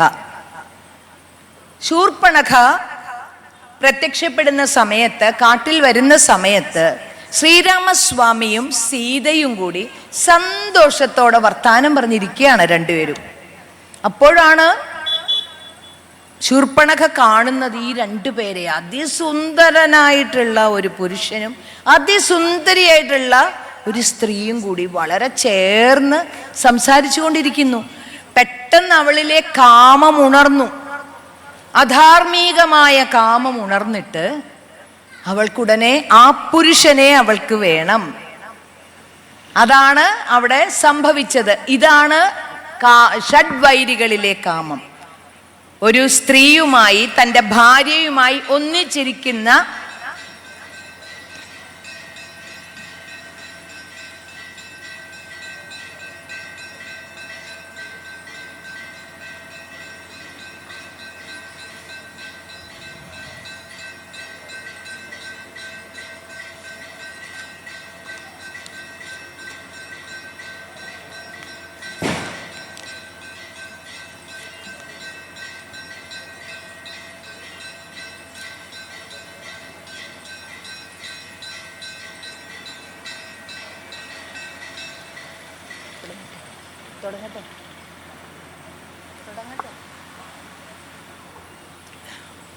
അപ്പോൾ ശൂർപ്പണഖ ഒരു പുരുഷൻ സ്ത്രീയുമായി ഒന്നിച്ചിരുന്ന്, തൻ്റെ ഭാര്യയുമായി ഒന്നിച്ചിരുന്ന് സംസാരിക്കുമ്പോൾ അവനെ കാണുമ്പോൾ അവളിലെ കാമം ഉണർന്ന് അവനോട് തൻ്റെ കാമത്തിന് ഇരയാകുവാൻ ആവശ്യപ്പെടുകയാണ്. എന്നോടുകൂടി വരൂ, നമുക്ക് സന്തോഷമായിട്ട് ഈ കാട്ടിൽ ജീവിക്കാം, നിനക്ക് ഞാൻ സന്തോഷം നൽകാം, നീ എന്തിനിവിടെ വന്നിരിക്കുന്നു എന്ന് പറഞ്ഞ് ശ്രീരാമസ്വാമിയെ സമീപിക്കുന്ന കാമരൂപിണിയായ ശൂർപ്പണഖ, കാമമോഹിനിയായ ശൂർപ്പണഖ. ആ കാമം ഒരു ഷഡ്വൈരിയിൽപ്പെട്ട കാമമാണ്. എന്നിട്ട് അവൾക്ക് എന്ത് സംഭവിച്ചു എന്ന് നമ്മൾ ഓർക്കണം. സ്വതേ വിരൂപയാണ് അവൾ. അങ്ങനെയുള്ള ആ വിരൂപയായ അവളെ പിന്നെ ഒന്നുകൂടി വൈരൂപ്യത്തിലേക്ക് ഈ കാമം നയിച്ചു. അതുമാത്രമോ, ഈ കാമം കാരണം ഒരു കുലത്തിന് തന്നെ നാശം സംഭവിച്ചു. നിങ്ങൾ ഓർക്കണം, രാക്ഷസ വംശം, രാവണന്റെ വംശം, ലോകം മുഴുവനും ആരാധിക്കുന്ന അസുര രാജാവായ, രാക്ഷസ രാജാവായ രാവണന്റെ സഹോദരി എന്ന അഹങ്കാരവും കൂടി ചേർത്താണ് അവൾ ശ്രീരാമസ്വാമിയുടെ അടുത്തേക്ക് ചെന്നത്. അവിടെ അതൊന്നും വിലപ്പോയില്ല. ഉള്ള അംഗങ്ങളും കൂടി നഷ്ടപ്പെട്ട് ഓടിപ്പോയി. ഓടിച്ചെന്ന് പറഞ്ഞതെന്ത്? ഈ കാമരൂപിണിയായ ശൂർപ്പണഖ എന്താണ് ചെന്ന് രാവണനോട് പറഞ്ഞത്? സത്യമായിരുന്നു. അവിടെ ഒരു സുന്ദരിയായ സ്ത്രീയുണ്ട്, ആ സ്ത്രീയെ നിനക്ക് വേണ്ടി ഞാൻ ചോദിച്ചപ്പോൾ അവരെൻ്റെ അംഗങ്ങളെയൊക്കെ വിച്ഛേദിച്ചു. ഇതാണ് അവിടെ പറഞ്ഞത് എല്ലാം. അപ്പൊ ഇത് അവിടെയും ഒരു കള്ളം പറഞ്ഞ് ഒരു കുലത്തിന് നാശം വരുത്തിയ ശൂർപ്പണഖ കാമത്തിന്റെ പ്രതീകമാണ്, ഷഡ്വൈരികളിലെ കാമത്തിന്റെ. പിന്നീട് നമുക്ക് ഒരെണ്ണം കൂടി പറയാം. നമ്മൾ ദമയന്തി കഥയിലെ വേടനെ ഓർക്കണം. ദമയന്തിയെ കാട്ടിൽ ഉപേക്ഷിച്ച് നളൻ യാത്രയാകുന്നു. നളൻ നഗ്നനായിരുന്നു. അപ്പോൾ അതുകൊണ്ട് ദമയന്തിയുടെ വസ്ത്രത്തിൻ്റെ പാതി കീറി നഗ്നത മറിച്ചുകൊണ്ടാണ് അദ്ദേഹം പോകുന്നത്. ദമയന്തിക്കും പാതി വസ്ത്രമേ ഉള്ളൂ. ഒരു സ്ത്രീക്ക് ഓർക്കണം, അവളുടെ ഏറ്റവും വലിയ, അവളുടെ സ്വത്തെന്ന് പറയുന്ന അവളുടെ ശരീരവും അതിനുള്ളിലെ മനസ്സുമാണ്. അപ്പോൾ അങ്ങനെയുള്ള ദമയന്തി ഉറങ്ങിക്കിടന്നപ്പോഴാണ് ഇത് സംഭവിച്ചത്. അവൾ ഉണർന്നു നോക്കുമ്പോൾ പാതി വസ്ത്രം, ഉള്ള വസ്ത്രം കൊണ്ട് നഗ്നത മറച്ച് ആ കൊടുങ്കാട്ടിൽ നളാ നളാ എന്ന് പറഞ്ഞ് കരഞ്ഞുകൊണ്ട് നടന്ന ദമയന്തിയെ ഒരു പെരുമ്പാമ്പ്, ദമയന്തിയുടെ കാലിൽ ഒരു പെരുമ്പാമ്പ് വിഴുങ്ങാൻ, ഒരു പെരുമ്പാമ്പ് ദമയന്തിയുടെ കാല് വിഴുങ്ങുവാൻ തുടങ്ങി. പാവം നിരാലംബ, ആരും ആശ്രയമില്ലാതെ കൊടുങ്കാട്ടിൽ ഒറ്റയ്ക്ക് കിടന്ന് അവൾ അലറി വിളിച്ചു കരഞ്ഞു തൻ്റെ ഭർത്താവിനെ. ഉടനെ ഈ ശബ്ദം കേട്ട് ഒരു വേടൻ അവിടെ എത്തുന്നു, ഒരു രാക്ഷസൻ. അപ്പോൾ നോക്കിയപ്പോൾ ആദ്യം അയാൾ അതേ ശ്രദ്ധിച്ചുള്ളൂ, പെരുമ്പാമ്പ് ഈ സ്ത്രീയെ വിഴുങ്ങുവാൻ നോക്കുന്നു. വേഗം തന്നെ അവൻ ആ പെരുമ്പാമ്പിനെ കൊന്നു. അത് കഴിഞ്ഞാണ് അവൻ ഈ സ്ത്രീയെ കണ്ടത്. ഇത്ര സുന്ദരിയാണ് ദമയന്തി. അവനോട് ഉടനെ തന്നെ അവൻ്റെ ഉള്ളിലെ കാമം ഉണർന്നു. ഒരു സംരക്ഷകനായി വന്നിട്ട് അവൻ അവളെ ശിക്ഷിക്കുവാൻ തയ്യാറായി. ആലോചിച്ചു നോക്കൂ, പാവം ദമയന്തി മനസ്സിൽ ഓർക്കുകയാണ്, ആ പെരുമ്പാമ്പ് വിഴുങ്ങിയാൽ മതിയായിരുന്നു, ഈ കാമപ്പാമ്പ് അതിലും വലിയ വിഷമാണല്ലോ എന്ന് വേടനെ നോക്കി മനസ്സിലോർത്തു. ആ പെരുമ്പാമ്പ് വിഴുങ്ങിയിരുന്നെങ്കിൽ അങ്ങനെയെങ്കിലും പറയായിരുന്നു. ഇത് എൻ്റെ ശരീരത്തിനെ ആഗ്രഹിക്കുന്ന ഒരുത്തൻ, പതിവ്രതയായ എന്നെ നളനെ മാത്രം മനസ്സിൽ ധ്യാനിക്കുന്ന സീതയെ പോലെയാണ് ദമയന്തിയും. എൻ്റെ ശരീരത്തിനെ ആഗ്രഹിക്കുന്ന ഇവനെ ഞാൻ എന്ത് ചെയ്യുമെന്ന് മനസ്സിൽ പ്രാർത്ഥിച്ചുകൊണ്ട് തൻ്റെ ചടുല നേത്രങ്ങൾ കൊണ്ട് അവനെ നോക്കി അവൻ ചലനമറ്റു വീണു. മനസ്സിൽ പ്രാർത്ഥിച്ചു. നളനെ മാത്രം മനസ്സിൽ ധ്യാനിച്ചിട്ടുണ്ട്. ഞാൻ പ്രാർത്ഥിച്ചിരിക്കുന്നു, ഞാൻ വിചാരിച്ചിരിക്കുന്നു, നളനെ മാത്രമാണ്. അത് സത്യമെങ്കിൽ ഇവൻ ചലനമറ്റു വീഴട്ടെ എന്നാണ് പ്രാർത്ഥിച്ചത്. പാതിവൃത്യ ശക്തി അവിടെയും കാമമാണ്. അപ്പോൾ ഇതാണ് കാമം. അധർമ്മ മാർഗത്തിൽ നമ്മൾക്ക് അപ്രാപ്യമായിട്ടുള്ളതിനെ നമ്മുടെ സുഖഹേതുവാക്കുവാൻ ശ്രമിക്കുന്ന ഏതു വ്യക്തിയും ഈ കാമത്തിന് അടിമപ്പെട്ടിരിക്കുകയാണ്. അപ്പൊ അതുകൊണ്ട് നമ്മൾ ഓർക്കേണ്ടത് ഈ വൈരികളിൽ ഒന്നാമത്തെ ആയ കാമത്തിനെ ദൂരെ നിർത്തുക. ഇടയ്ക്കിടെ നമ്മളിലും ഇങ്ങനെയുള്ള ചിന്തകളൊക്കെ ഉണ്ടാവാം. നമ്മൾ ഇന്ന് ഈ ലോകത്തിൽ കാണുന്നുണ്ട് പലതും. എന്തുകൊണ്ടാണ് 3 വയസ്സുകാരി പീഡിപ്പിക്കപ്പെടുന്നത്? എന്തുകൊണ്ടാണ് 90 വയസ്സിന് ദുഃഖം ഉണ്ടാവണത്? ചെറുപ്പക്കാർക്ക് കണ്ണും ബോധവും ഒന്നുമില്ലാതെ, തിരിച്ചറിവില്ലാതെ എന്തുകൊണ്ട് ഇവരൊക്കെ ഇങ്ങനെ ചെയ്യുന്നു എന്ന് നമ്മൾ ചോദിക്കുന്നതിൻ്റെ ഉത്തരമാണ് ഈ കാമമെന്ന ഈ വൈരം. ഇതിനെ നമ്മൾ മാറ്റുക. ഇത് നമ്മുടെ നരകത്തിലേക്കുള്ള വാതിലാണെന്നാണ് വിദുരർ പറഞ്ഞു കൊടുക്കുന്നത്. കാമം, ക്രോധം, ലോഭം 3 വാതിലുകൾ. ധൃതരാഷ്ട്രോട് പറഞ്ഞു, ഈ 3 വാതിലുകളാണ് നിങ്ങളുടെ മക്കളെ ഇന്ന് ഈ സ്ഥിതിയിലേക്ക് എത്തിച്ചത്. കാമം, ക്രോധം, ലോഭം. അപ്പോൾ അങ്ങനെ കാമത്തിനെ മാറ്റുക. അടുത്തത് ക്രോധം. ക്രോധം എപ്പോഴാണ് നമുക്ക് വരിക? നമ്മളൊന്ന് സ്വയം ഒന്ന് ആലോചിച്ചറിയാം. നമ്മൾ ആഗ്രഹിക്കുന്നത് എന്തെങ്കിലും തടസ്സം വന്നാൽ അപ്പം നമുക്ക് കോപം വന്നു കഴിഞ്ഞു. മനുഷ്യ സഹജമാണത് ക്രോധം. ക്രോധം യമനായത് നിർണയമെന്ന് എഴുത്തച്ഛൻ പറഞ്ഞിരിക്കുന്നു. ക്രോധം കൂടുതലായി വന്നാൽ അത് മരണത്തിലേക്ക് നമ്മളെ നയിക്കും. അദ്ദേഹം തന്നെ പറയുന്നുണ്ട്, തത്ര കാമ ക്രോധ ലോഭമോഹാദികൾ ശത്രുക്കളാവുന്നതെന്നും അറിക നീ. മുക്തിക്കു വിഘ്നം വരുത്തുവാനെത്രയും ശക്തിയുള്ളോന്നതിൽ ക്രോധമറികടോ. മുക്തിക്ക് വിഘ്നം വരുത്തുവാൻ, മോക്ഷത്തിന് തടസ്സം നിൽക്കുന്നത് ക്രോധമാണ്. തത്ര കാമ ക്രോധ ലോഭ മോഹ മത വാത്സര്യങ്ങളെല്ലാം ഉണ്ടെങ്കിലും ഇവയെല്ലാം ശത്രുക്കളാണ് ലക്ഷ്മണ. പക്ഷേ നിന്റെ മുക്തിക്ക്, നിനക്ക് മോക്ഷം വേണ്ടേ, നിനക്ക് ഈശ്വര കടാക്ഷം വേണ്ടേ, അതിന് തടസ്സമായി നിൽക്കുന്നത് ക്രോധമറികടോ. ക്രോധം എന്നും നമ്മളെ, അതുകൊണ്ട് കോപം കൊണ്ട് ശപിക്കരുതാരും ഭഗവന്മയമെന്നോർക്ക സമസ്തമെന്ന് ഭാഗവത കീർത്തനത്തിൽ പറയണില്ലേ? എന്തിനാ നമ്മൾ കോപിക്കണത്? ആരെയും ശപിക്കരുത് കോപം കൊണ്ട്. എല്ലാം ഭഗവന്മയമാണ്. ഭഗവാനാണ് നമ്മുടെ ഓരോരുത്തരുടെയും ഉള്ളിൽ. അപ്പൊ എനിക്ക് എങ്ങനെ നിങ്ങളെ ശപിക്കുവാൻ സാധിക്കുമെന്നുള്ള തത്വം പറഞ്ഞു തന്ന സംസ്കൃതിയാണ് ഭാരതത്തിൻ്റെ. അപ്പോൾ ക്രോധം ഇത് തന്നെയല്ലേ ഭഗവത്ഗീതയിൽ പറയുന്നതും. ഭഗവാൻ ശ്രീകൃഷ്ണൻ എന്ന സാരഥി തളർന്നു നിന്ന അർജുനനെ ആർജവത്തോടുകൂടി ഉയർത്തിയപ്പോൾ ഇതെല്ലാം പറഞ്ഞു കൊടുത്തു. അതിലത് അദ്ദേഹം തന്നെ പറയുന്നുണ്ട്, ക്രോധാത് ഭവതി സമ്മോഹ സമ്മോഹാത് സ്മൃതി വിഭ്രമഃ സ്മൃതിഭ്രംശ ബുദ്ധിനാശോ ബുദ്ധിനാശ പ്രണശ്യതി. ക്രോധാത് ഭവതി സമ്മോഹം. ക്രോധം കൊണ്ടുണ്ടാണ് എന്തെന്നറിയോ അർജുന? എന്നൊക്കെ സമ്മോഹം ഉണ്ടാവുകയാണ്. സമ്മോഹം എന്താ? തിരിച്ചറിവില്ലായ്മ. തിരിച്ചറിയാൻ പറ്റണില്ല നമുക്ക്. സത്യമേത്, അസത്യമേത്, ധർമ്മമേത്, അധർമ്മമേത്, അങ്ങോട്ട് പോകണോ ഇങ്ങോട്ട് പോകണോ, ഇവയൊന്നും നമുക്ക് തിരിച്ചറിയാൻ പറ്റണില്ല. കോപം വന്നപ്പോഴത്തേക്ക് കണ്ണ് കാണാൻ പറ്റണില്ല എന്ന് പറയില്ലേ? എനിക്ക് ദേഷ്യം വന്നിട്ട് കണ്ണ് കാണാൻ പറ്റിയില്ല എന്ന് നമ്മൾ പറയാറുണ്ട് അല്ലേ? ചിലപ്പോൾ പറയാറുണ്ട്. ഇതാണ് ക്രോധം വന്നപ്പോൾ തിരിച്ചറിയാൻ പറ്റണില്ല. അമ്മയാര്, അച്ഛനാര്, ചേട്ടനാര്, ഗുരുവാര്, ഇതൊന്നും നോക്കണില്ല. ആദ്യമേ സംഭവിക്കുന്നത് ക്രോധാത് ഭവതി സമ്മോഹമാണ് സംഭവിക്കുന്നത്. സമ്മോഹം സംഭവിച്ചാൽ എന്ത് സംഭവിക്കും? സമ്മോഹാത് സ്മൃതി, സ്മൃതി നമ്മുടെ ഓർമ്മകൾ നശിക്കുക. നമുക്ക് ഓർക്കാൻ പറ്റുന്നില്ല.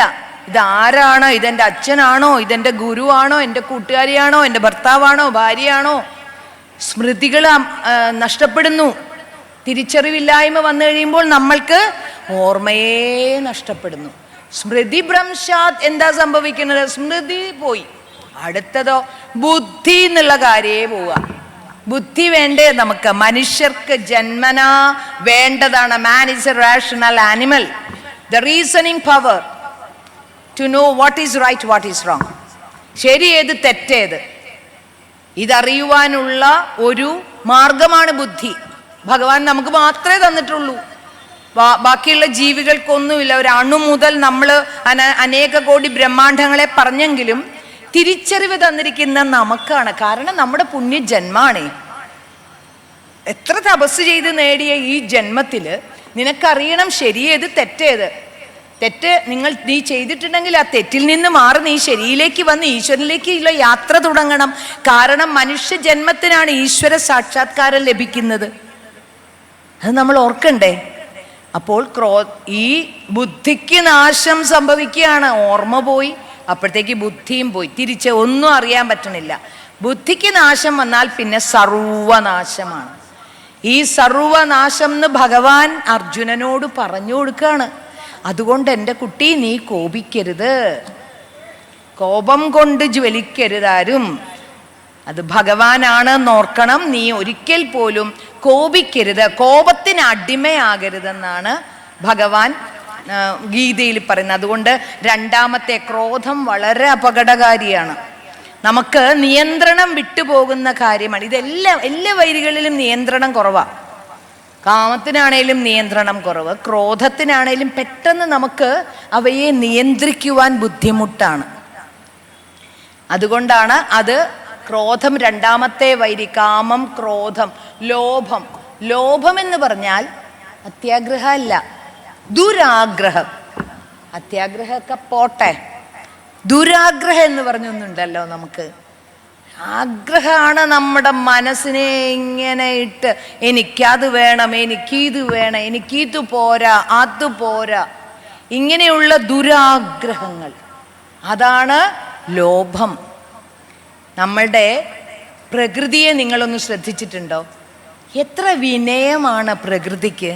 നിങ്ങൾ പ്രകൃതിയെ പഠിച്ചിട്ടുണ്ടോ? നമ്മൾക്കെല്ലാം തരുന്നത് ഈ പ്രകൃതിയാണ്. പ്രകൃതി വിഭവങ്ങൾ കൊണ്ടാണ് നമ്മൾ ജീവിക്കുന്നത്. ഈ പ്രകൃതിയിൽ നമ്മൾ ആരും അല്ല എന്നുള്ളത് വേറെ കാര്യം. നമ്മുടെ വിചാരം പ്രകൃതി നമ്മുടെ അടിമയാണെന്ന്. ഇട്ട് ചവിട്ടി മെതിക്കുകയാണ് പ്രകൃതി മാതാവിനെ. തെറ്റാണ്.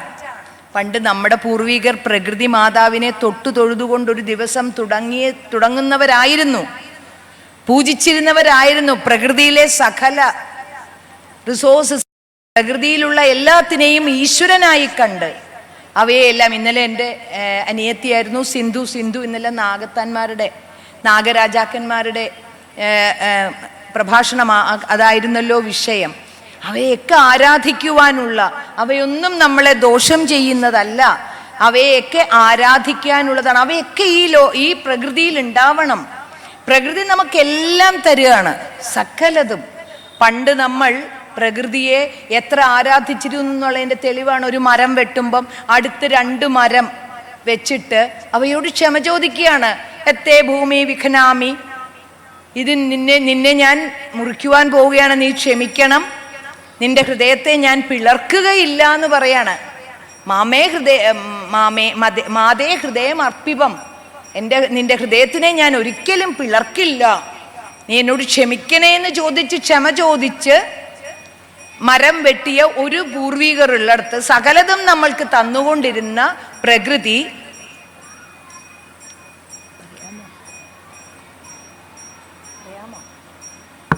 എല്ലാം തന്നുകൊണ്ടിരുന്ന പ്രകൃതി എല്ലാ കാര്യങ്ങളും നമ്മൾക്ക്, പ്രകൃതി വിഭവങ്ങൾ നമുക്ക് തന്നു. പക്ഷെ നമ്മൾ എന്താ ചെയ്യണേ? നമ്മൾ ഈ ദുരാഗ്രഹികളായി മാറി നമ്മൾക്ക് ആവശ്യത്തിനുള്ളതാണോ നമ്മൾ എടുക്കുന്നത്? മഹാത്മാഗാന്ധിജി പറഞ്ഞിട്ടുണ്ട്, take what you need All the resources are there to satisfy your need and not to satisfy your greed. Greed Mahatma Gandhiji പറഞ്ഞതാണ്. അദ്ദേഹം ഒരു പ്രകൃതിയുടെ ആരാധകൻ. അദ്ദേഹം പറഞ്ഞു, നിങ്ങൾക്ക് ഈ പ്രകൃതി വിഭവങ്ങളൊക്കെ നിങ്ങളുടെ ആവശ്യങ്ങൾക്കുള്ളതല്ലേ, എടുക്കൂ. പക്ഷേ നിങ്ങളുടെ അത്യാഗ്രഹവും നിങ്ങളുടെ ദുരാഗ്രഹവും സാറ്റിസ്ഫൈ ചെയ്യാനുള്ളതല്ല എന്ന് പറഞ്ഞാൽ ഈ പ്രകൃതി വിഭവങ്ങളെ എത്രമാത്രം നമ്മൾ ചൂഷണം ചെയ്ത് അതിൽ നിന്ന് എനിക്ക് വേണം, പ്രകൃതിയെ മാത്രമല്ല മനുഷ്യനെ ചൂഷണം ചെയ്യുന്നു. ഏതൊക്കെ വിധത്തിലാണ് ഇപ്പോൾ ചൂഷണങ്ങൾ നടക്കുന്നത്, നമ്മളെ പറ്റിക്കുന്നത് ഒരു പൈസ ഉണ്ടാക്കുവാൻ വേണ്ടി. ഏതൊക്കെ വിധത്തിലാണ്, ഏതെല്ലാം മാർഗങ്ങൾ, കുൽസിത മാർഗങ്ങളിൽ കൂടി നിഷ്കളങ്കരായിട്ടുള്ള മനുഷ്യരെ ചതിയിൽപ്പെടുത്തി. ഇപ്പം നിങ്ങൾ കാണുന്നുണ്ട്, പ്രത്യേകിച്ച് ഇപ്പം നമ്മളുടെ ഏറ്റവും മോസ്റ്റ് മോഡേൺ ആയിട്ടുള്ള നമ്മുടെ മൊബൈലിൽ കൂടി എത്ര രൂപയാണ് വലിയ വലിയ അറിവുള്ളവർക്ക് പോലും നഷ്ടപ്പെടുന്നത്. നമ്മളെ ചതിക്കുകയാണ്. അതൊക്കെ ദുരാഗ്രഹം മൂത്തിട്ടാണ്. ദുരാഗ്രഹം കൺട്രോൾ ചെയ്യാൻ പറ്റുന്നില്ല. ഇതൊന്നും നിയന്ത്രണത്തിൽ വരുന്നില്ല. ദമം.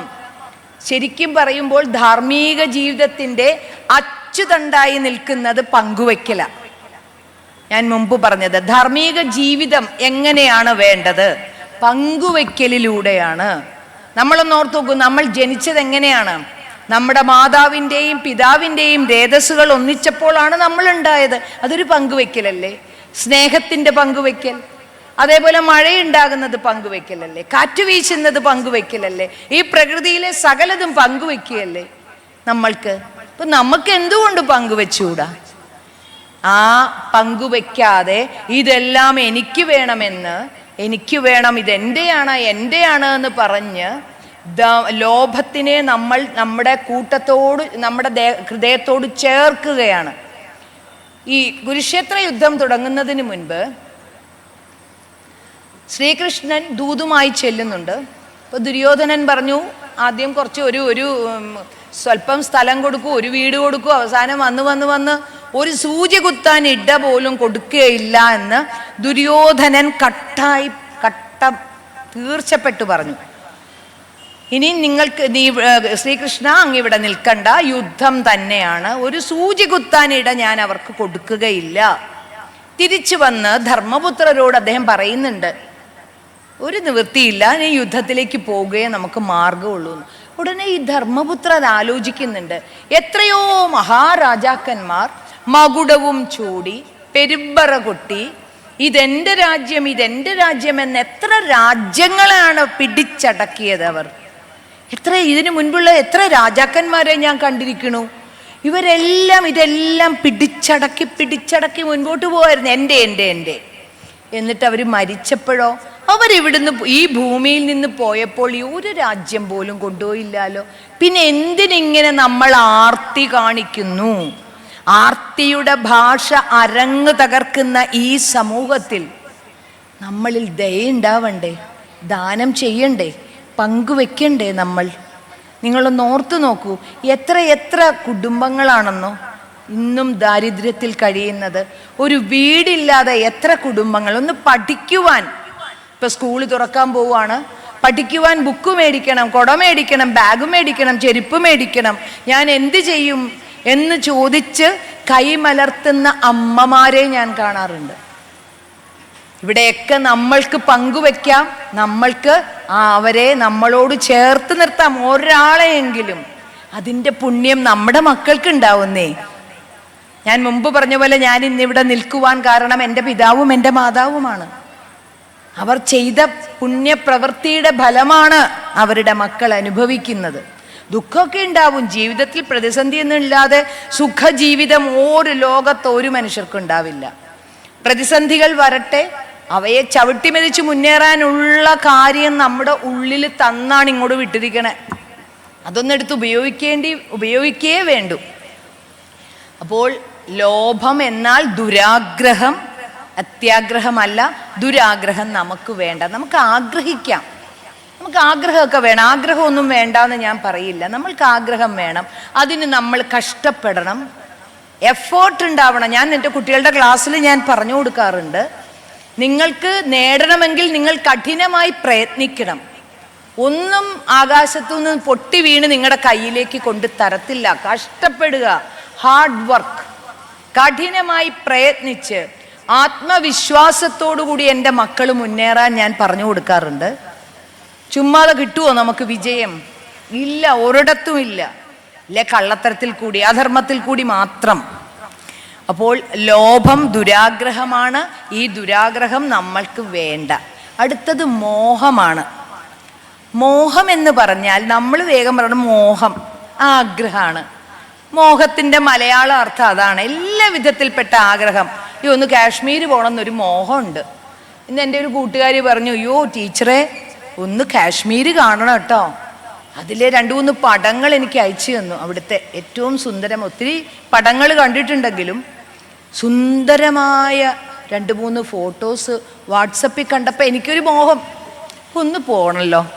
ഇതൊരു മോഹമാണ്, സാധാരണ മോഹം. ആ മോഹമല്ല ഇവിടെ. ഇവിടെ എന്ന് പറഞ്ഞാൽ ശരിയും തെറ്റും തിരിച്ചറിയാൻ പറ്റുന്നില്ല, അജ്ഞാനം, അവിദ്യ, അതാണ് മോഹം. അത് ഇവിടെ ഭഗവാൻ 18-ാം അധ്യായത്തിൽ, 18-ാം അധ്യായം എന്ന് പറയുമ്പോൾ നമ്മൾക്കറിയാം ഭഗവത്ഗീത അവസാനിക്കുന്ന അധ്യായം. തളർന്നു കിടന്ന അർജുനൻ ഇനി ഞാൻ യുദ്ധമേ ചെയ്യത്തില്ല എന്നും പറഞ്ഞ് എല്ലാം തളർന്ന് തലയും കുമ്പിട്ട് തലയിൽ കൈ കൊടുത്തിരിക്കുന്ന അർജുനനെ സട്ടകുടഞ്ഞെഴുന്നേറ്റ് ആർജവത്തോടുകൂടി നിൽക്കുന്ന അർജുനൻ പറയുകയാണ്, നഷ്ടോ മോഹ, എൻ്റെ മോഹം നഷ്ടമായി, എൻ്റെ മോഹം അപ്രത്യക്ഷമായി.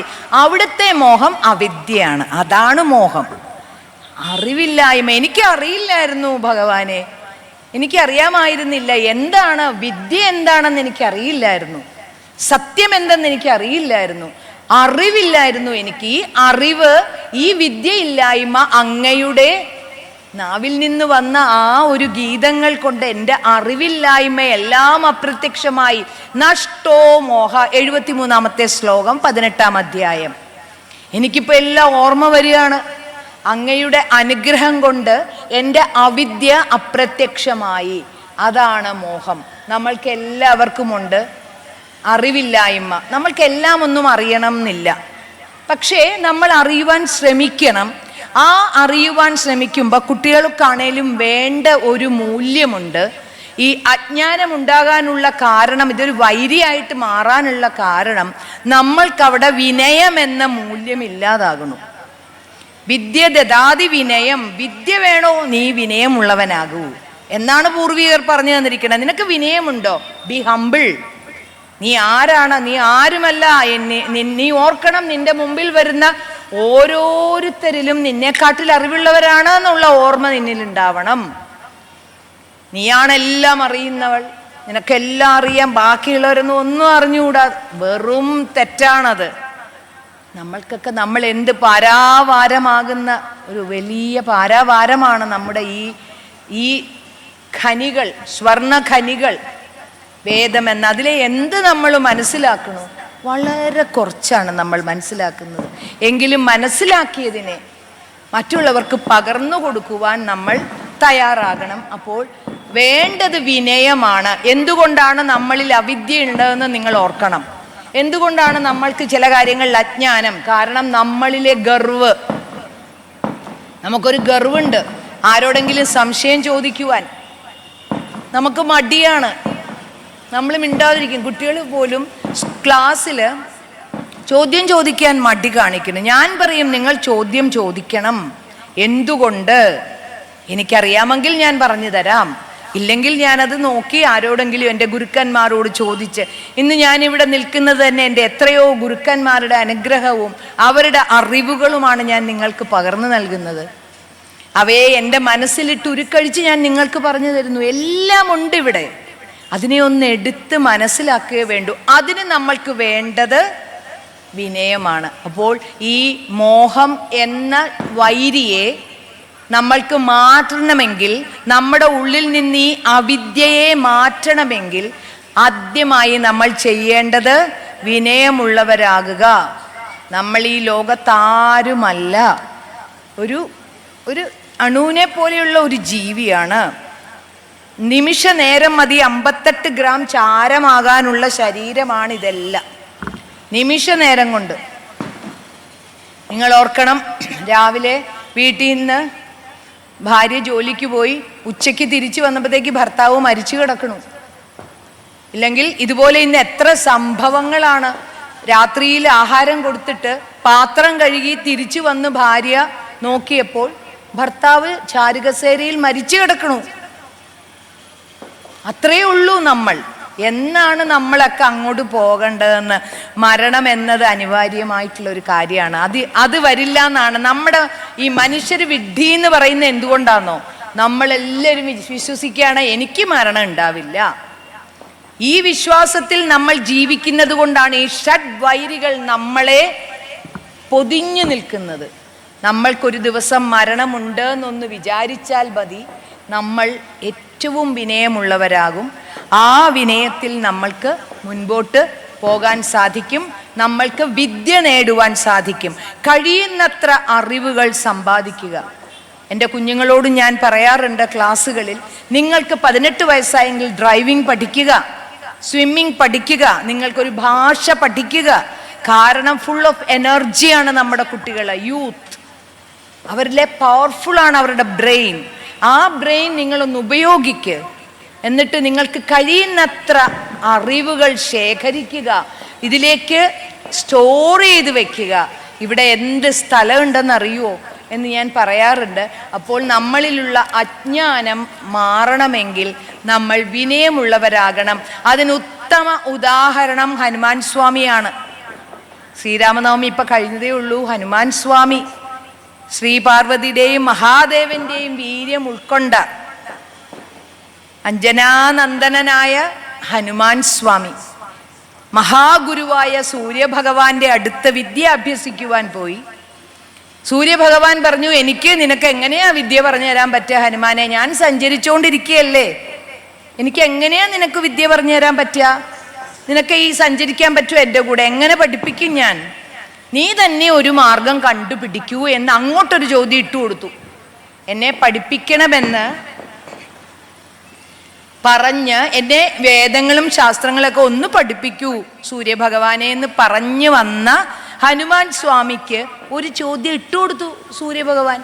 എങ്ങനെ പഠിപ്പിക്കുക? നീ തന്നെ കണ്ടുപിടിക്കുക അതിനൊരു ഉത്തരം. അദ്ദേഹം കണ്ടുപിടിച്ചു. എങ്ങനെ? തൻ്റെ ഗ്രന്ഥം നിവർത്തിപ്പിടിച്ച് ഞാൻ അങ്ങയുടെ രഥത്തിൻ്റെ മുൻപിൽ നിന്നുകൊണ്ട് പിറകോട്ട് സഞ്ചരിച്ച് അറിവ് നേടിക്കൊള്ളാം.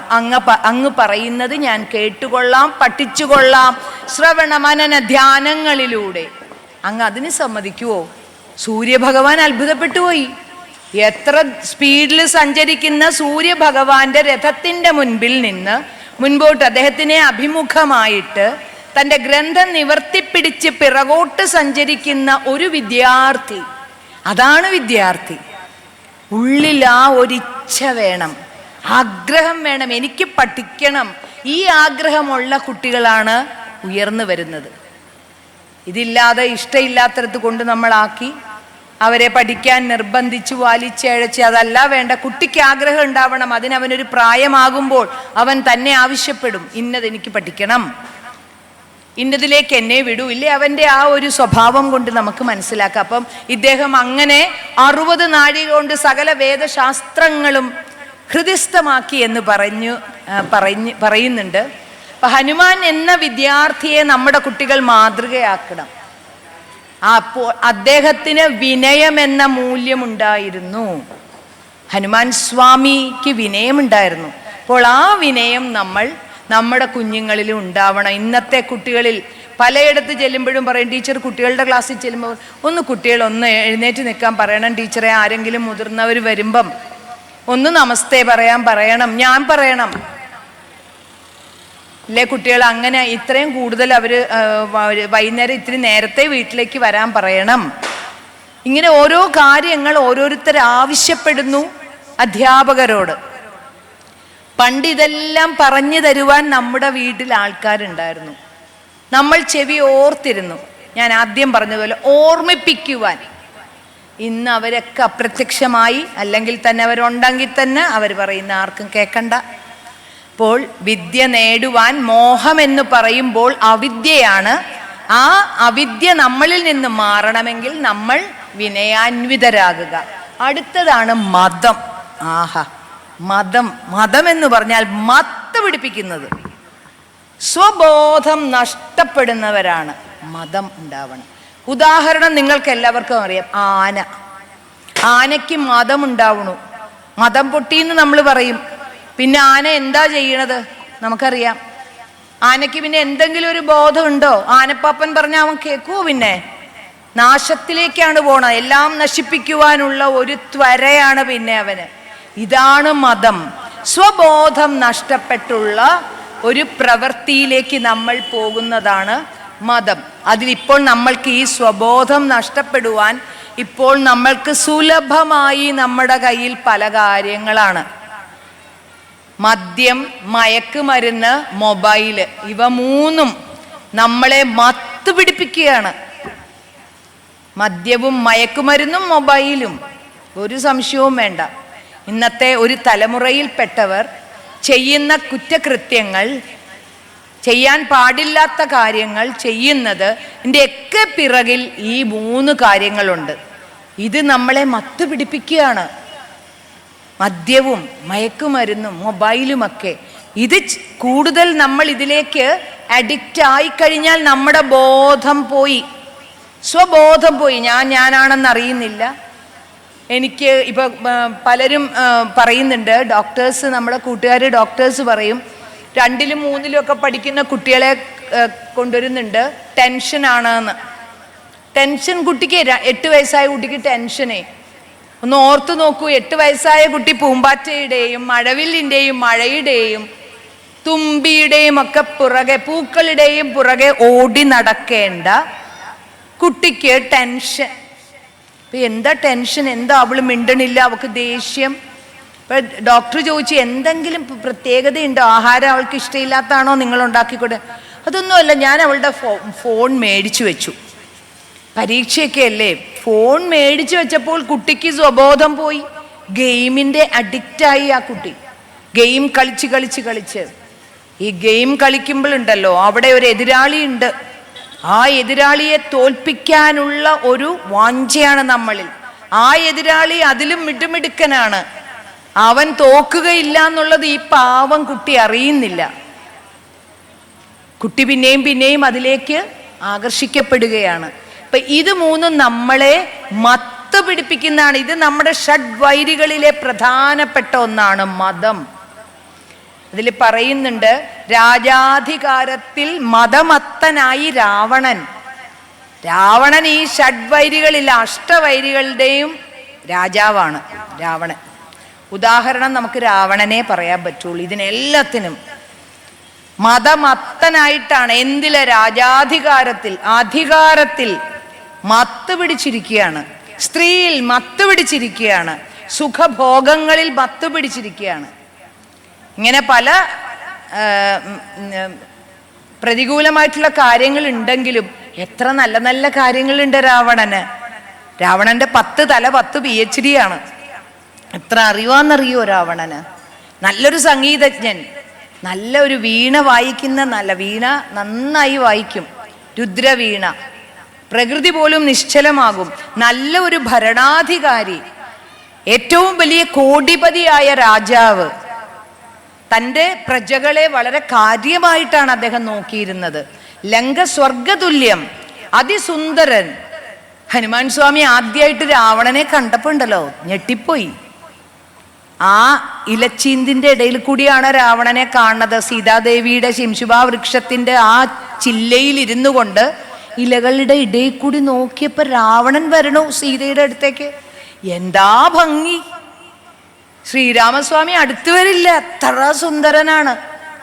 അപ്പൊ ഇതെല്ലാം ഒക്കെ ഉണ്ടെങ്കിലും അധികാരത്തിൽ മത്ത് പിടിച്ചവനാണ്. അപ്പം ഈ മത്തെന്ന് പറയുമ്പോൾ ഇതാണ് നമ്മൾക്ക് സ്വബോധം നഷ്ടപ്പെട്ട് നമ്മൾക്ക് എല്ലാത്തിനോടും ഒരു എന്താണ് അവയെ നമ്മളിൽ നിന്ന് അവയെ വേർതിരിക്കാൻ പറ്റാത്ത തരത്തിൽ ഇതെല്ലാം എൻ്റെ കൂടെ എന്നും നശ്വരമായിട്ടുണ്ട് എന്നുള്ള ചിന്തയിൽ അതിനെ തന്നോട് ചേർത്ത് പിടിച്ച് ആർക്കും കൊടുക്കാതെ ഇങ്ങനെയുള്ള ഒരു രീതിയിലേക്ക് പോകുന്നത് എന്തുകൊണ്ട്? മതം എന്ന ആ ശത്രു നമ്മുടെ കൂടെ ഉള്ളതുകൊണ്ടാണ്. അപ്പോൾ അതുകൊണ്ട് നമ്മൾക്ക് ആനയ്ക്ക് മദം പൊട്ടുക എന്നൊക്കെ പറഞ്ഞ് പാവം അതിന് പിന്നെ നമ്മളൊക്കെ അതിന് കാരണങ്ങൾ പലതാണ്. നമ്മൾക്ക് മദം പൊട്ടാതെ സൂക്ഷിക്കുക. നമ്മൾക്ക് മദം പൊട്ടിയാൽ സംഭവിക്കുന്നത് ഈ കലിയുഗത്തിൽ എന്തൊക്കെയാണ് മാർക്കണ്ഡേയ മുനി എഴുതി വെച്ചെന്നാൽ അതിൻ്റെ ഇരട്ടി അതുക്കും മേലെയാണ് സംഭവിക്കുന്നത്. ഇന്ന് അദ്ദേഹം എഴുതി വെച്ചിരിക്കുന്നതൊക്കെ നിസ്സാരം. കലിയുഗത്തിൽ ഇങ്ങനെയൊക്കെ സംഭവിക്കും. പക്ഷെ അതിലൊക്കെ മേലെയാണ് ഇന്നത്തെ സംഭവങ്ങൾ. ഓരോ ദിവസവും നമ്മൾ അറിയുന്നത്, നമ്മൾ അറിയാത്തത് അതിലും ഞെട്ടിക്കുന്നവയാണ്. ഞാൻ നായർ സർവീസ് സൊസൈറ്റിയുടെ ഹ്യൂമൻ റിസോഴ്സസ് ഡിപ്പാർട്ട്മെൻറ്റിലെ ഒരു ഫാക്കൽറ്റിയാണ്. അപ്പം നമ്മൾ പലയിടത്തും ക്ലാസ്സസിന് പോകുമ്പം കിട്ടുന്ന ചില അറിവുകൾ പലയിടത്തും അവിടെയൊക്കെ ചെല്ലുമ്പോൾ ലോക്കലായിട്ടൊക്കെ ഓരോ കാര്യങ്ങൾ പറയുമ്പോൾ നമ്മൾ കേൾക്കുന്നത്, പിന്നെ പത്രദൃശ്യ മാധ്യമങ്ങളിലെ സുഹൃത്തുക്കൾ നമ്മൾക്ക് തരുന്ന വിവരങ്ങൾ, ചില ഡോക്ടേഴ്സ് തരുന്ന വിവരങ്ങൾ, എത്ര എഡ്യൂക്കേറ്റഡ് ആയിട്ടുള്ളവർ പോലും ഇന്ന് ഓരോ തെറ്റിലേക്ക് പോകുന്നത് കാണുമ്പോൾ എന്താണ് വിദ്യാഭ്യാസം കൊണ്ട് നമ്മുടെ കുഞ്ഞുങ്ങൾ നേടുന്നതെന്ന് ഓർക്കണം. വിദ്യാഭ്യാസം കൊണ്ട് നേടേണ്ടത് നല്ല മനുഷ്യത്വമുള്ളവരായി മാറുവാനാണ്. അതാണ് അവർ നേടേണ്ടത്. മനുഷ്യക്കുട്ടികളായി മാറാൻ വിദ്യ അവരെ സഹായിക്കും. എങ്ങനെ നീ പെരുമാറണം, നീ ഈ വൈരികളെയൊക്കെ ഉപേക്ഷിച്ച് നല്ല മൂല്യങ്ങൾ നിന്നിലേക്ക് എങ്ങനെ വരാമെന്നതാണ് വിദ്യാഭ്യാസം നൽകേണ്ടത്. അതാണോ കൊടുക്കുന്നത്? അങ്ങനെ ഏറ്റവും ടോപ്പായിട്ട് വന്ന കുട്ടി ഇന്ന് നമ്മൾ കണ്ടു 11ാം ക്ലാസ്സിലെ, ഇത് ഞാൻ ഇടയ്ക്ക് പറഞ്ഞു പോകുന്നതാണ്, സങ്കടം ചിലപ്പോൾ വരുമ്പോൾ, 12ാം ക്ലാസ്സിലെ പരീക്ഷയുടെ അന്ന് ഒരു പ്രശസ്തമായ സ്കൂളിലെ കുട്ടി SSLCക്കും ഫുൾ A+, നിങ്ങൾക്കൊക്കെ വായിച്ചതായിരിക്കും, +1 ഫുൾ A+ നേടിയിട്ട് 12ലെ പരീക്ഷ എഴുതുന്ന പ്രഭാതത്തിൽ ആ കുട്ടിയുടെ ശവശരീരമാണ് മുറിയിൽ കണ്ടത്. ഏക മകൻ, അത്രയും നാൾ ഏറ്റവും ഉന്നതമായ നിലയിൽ വിദ്യ അഭ്യസിച്ച കുട്ടി ഇംഗ്ലീഷ് പരീക്ഷ തുടങ്ങുകയാണ്. 12ലെ തൻ്റെ ജീവിതത്തിലെ നിർണായകമായ പരീക്ഷയാണ് 12. അവൻ ഏത് ലെവലിലേക്ക് പോകണം, ഏതിലേക്ക് തിരിയണമെന്ന് നമുക്ക് തരുന്ന ഒരു റിസൾട്ടാണ്, ആ പ്രോഗ്രസ് റിപ്പോർട്ടാണ് ആ 12ലേത്. എങ്ങോട്ട് നിനക്ക് പോകാൻ സാധിക്കും? ആ ദിവസം ഈ കുട്ടി മരിക്കുകയാണ്. തൂങ്ങി മരിച്ചിട്ട് ആ കുട്ടിയുടെ ഒരു സൂയിസൈഡൽ നോട്ട് നമുക്കെല്ലാവർക്കും ഉള്ളതാണ്, എല്ലാവർക്കും ഉള്ളതാണെന്നാണ് ഞാൻ പറയുന്നത്. കാരണം ആ കുട്ടി എഴുതിയിരിക്കുന്നു, ഏക മകനാണ്. അപ്പം ആ കുട്ടി എഴുതിയിരിക്കുക, എൻ്റെ അച്ഛനും അമ്മയും എന്നെ ഒരു ദുഃഖം അറിയിക്കാതെ വളർത്തിയതാണ്, അവരോട് ഞാൻ ക്ഷമ ചോദിക്കുന്നു. എനിക്ക് റിക്കളക്ട് ചെയ്യാൻ പറ്റണില്ല. ഇംഗ്ലീഷ് പരീക്ഷയാണ് നാളെ. ഞാൻ രാത്രി മുഴുവനും എൻ്റെ ക്വസ്റ്റ്യനും ആൻസറും റിക്കളക്ട് ചെയ്യാൻ നോക്കി. ചോദ്യങ്ങൾ ചോദിച്ചിട്ട് ഞാൻ തന്നെ അതിൻ്റെ ഉത്തരം ആലോചിച്ചപ്പോൾ എനിക്ക് എൻ്റെ മനസ്സിലേക്ക് അത് വരുന്നില്ല. ഓർത്ത് നോക്കൂ, നാളെ പ്രഭാതത്തിൽ പരീക്ഷ എഴുതേണ്ട കുട്ടിയാണ്. കുട്ടിക്ക് തനിക്ക് പരീക്ഷ എഴുതുവാൻ പോകാൻ സാധിക്കുന്നില്ല എന്ന് പറഞ്ഞ്, ആ അറിവ് റിക്കളക്ട് ചെയ്യാൻ പറ്റുന്നില്ല എന്ന് പറഞ്ഞ്, അതുകൊണ്ട് എന്നോട് ക്ഷമിക്കൂ, ഞാൻ ഈ ജീവിതത്തിൽ നിന്ന് യാത്ര പറയുകയാണ് എന്ന് പറഞ്ഞിട്ട് ആ കുട്ടി ഒരു സന്ദേശം നൽകുന്നുണ്ട്. അമ്മയും അച്ഛനും എന്നെ കുറച്ചെങ്കിലും ദുഃഖം അറിയിച്ചു വളർത്തിയിരുന്നെങ്കിൽ, നോക്കൂ, ഒരു കുട്ടി 17 വയസ്സായ കുട്ടി നമ്മളെ പഠിപ്പിക്കുകയാണ്. തല മുതിർന്ന് നമ്മൾ ആരൊക്കെയോ ആണെന്ന ഭാവത്തിൽ ജീവിക്കുന്ന നമ്മളെ 17 വയസ്സുകാരൻ പഠിപ്പിക്കുക.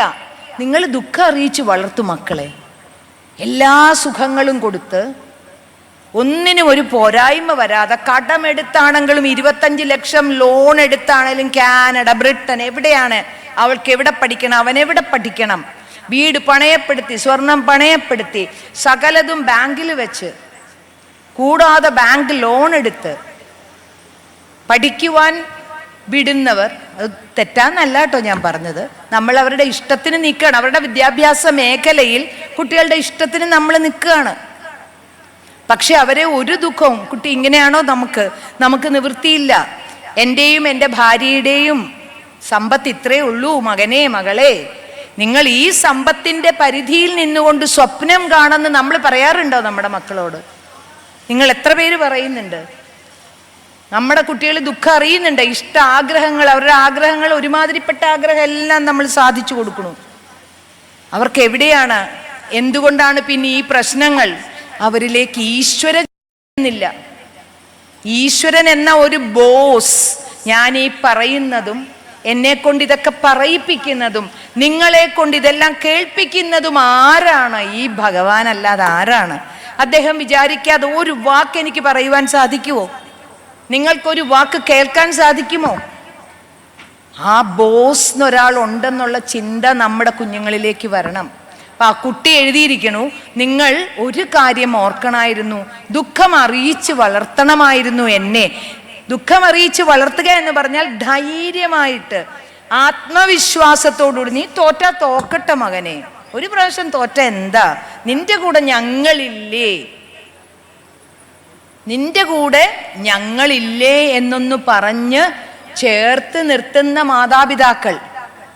അങ്ങനെ ചേർത്ത് നിർത്തണം. ഒരിക്കൽ തോറ്റ, നമ്മളൊക്കെ എവിടെയൊക്കെ തോറ്റിട്ടാണ് ഇന്നിവിടെ വന്നിരിക്കണത്, ഞാനിവിടെ നിൽക്കണത്.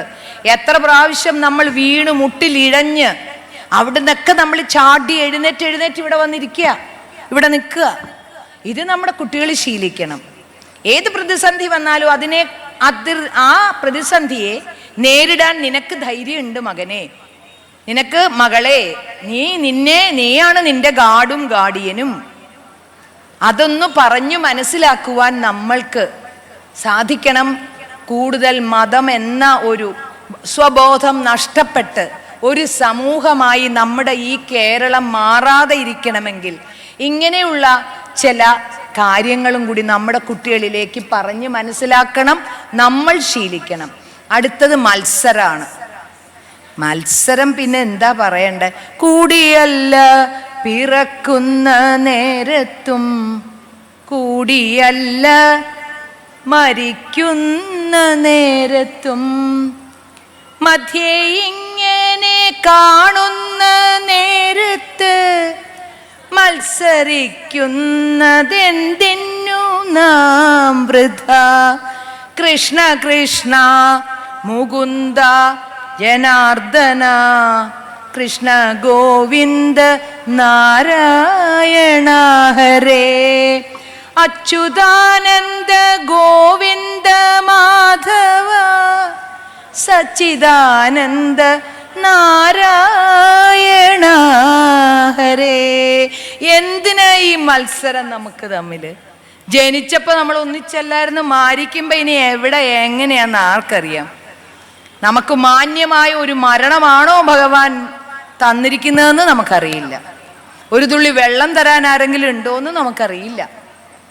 അപ്പൊ ഇങ്ങനെയുള്ള മരിക്കുമ്പോഴും ജനിക്കുമ്പോഴും ഒന്നും നമ്മൾ ഒരുമിച്ചല്ല. എന്നിട്ടും എനിക്ക് നിങ്ങളെ തോൽപ്പിക്കണം, എന്താണ് എൻ്റെ മനസ്സ്? എനിക്ക് നിങ്ങളുടെ മുൻപിൽ എത്തണം. മത്സരം എന്തിൽ നിന്നാണോ ഉടലെടുക്കുന്നത്? എട്ടാമത്തെ വൈരിയായ അസൂയയിൽ നിന്ന്. അഷ്ടവൈരികളിൽ എട്ടാമത്തേത് അസൂയയാണ്.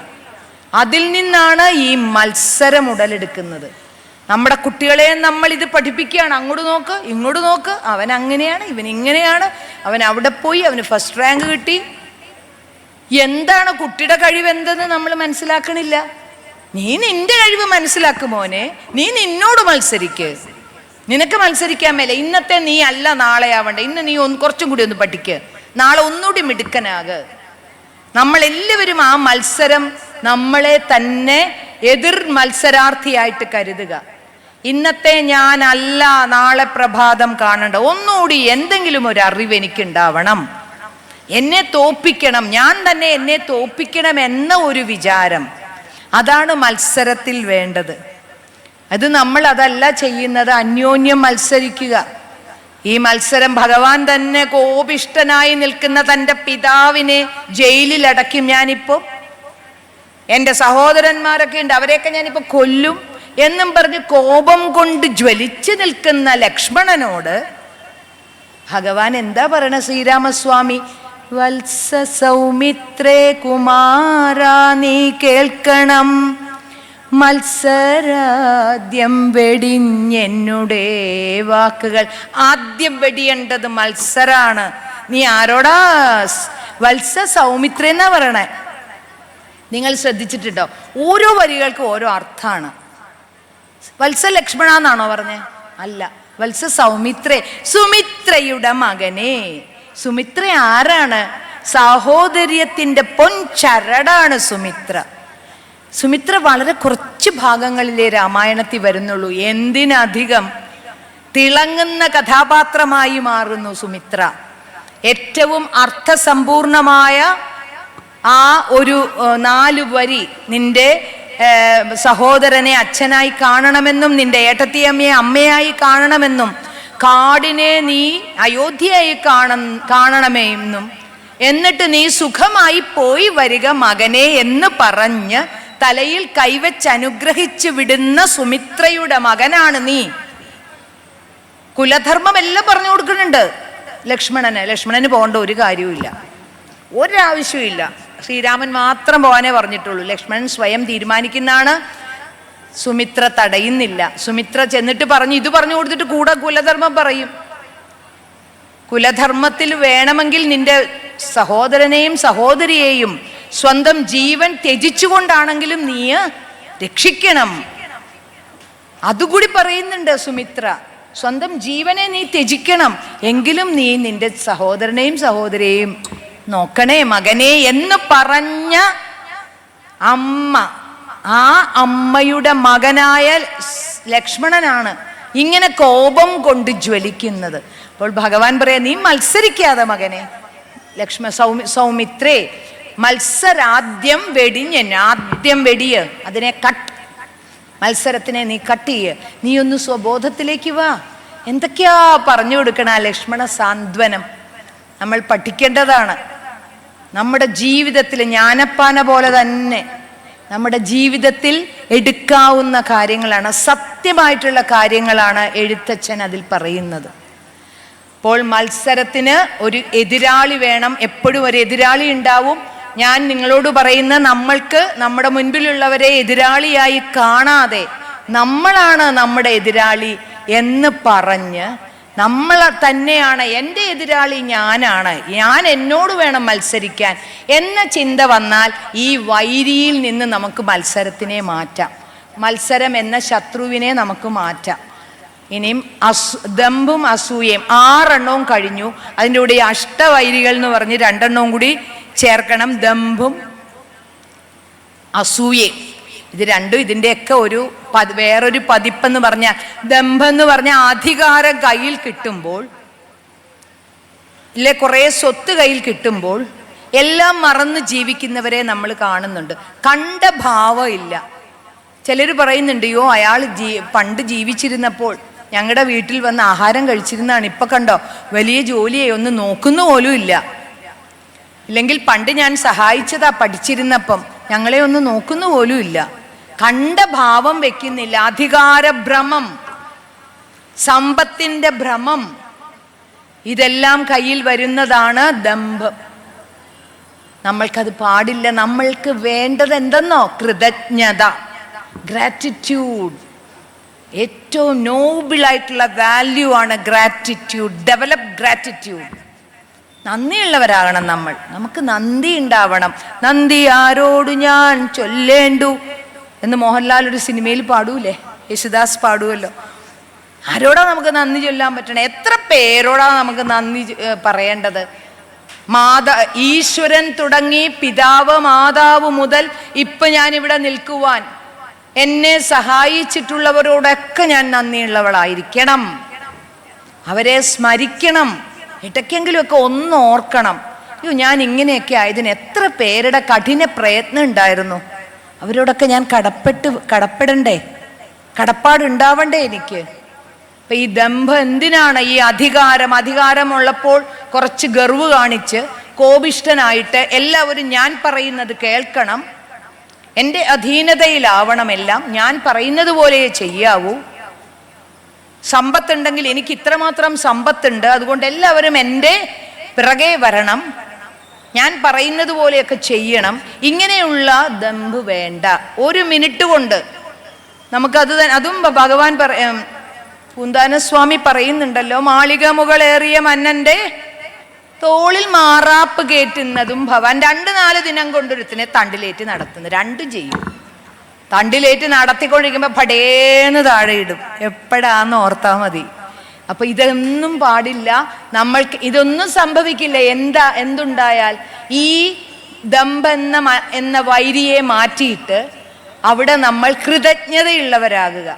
ഓരോ ശത്രുക്കളെയും തുരത്താനുള്ള മൂല്യം അതിൻ്റെ ഓപ്പോസിറ്റ് ഉണ്ട്. കൃതജ്ഞതയുള്ളവരാകുക, നമ്മൾ നന്ദിയുള്ളവരാകുക എന്ന് മനസ്സിൽ എഴുന്നേൽക്കുമ്പോൾ ഓർക്കണം, ഭഗവാനെ എനിക്ക് ഇങ്ങനെയെങ്കിലുമൊക്കെ ഒരു ജന്മം തന്നല്ലോ. എഴുന്നേറ്റല്ലോ ഞാൻ രാവിലെ, 2 കൈയും 2 കണ്ണും കാലും ഒക്കെ വെച്ച് എഴുന്നേറ്റ് എൻ്റെ കാര്യങ്ങൾ ചെയ്യുവാൻ എനിക്ക് സാധിക്കുന്നുണ്ടല്ലോ ഭഗവാനെ. എത്ര പേരാണ് വെന്റിലേറ്ററിൽ കിടക്കുന്നത് ഇപ്പോൾ? എത്ര പേരാണ് ഓക്സിജൻ മാസ്കിൽ കിടക്കുന്നത് ഇപ്പോൾ?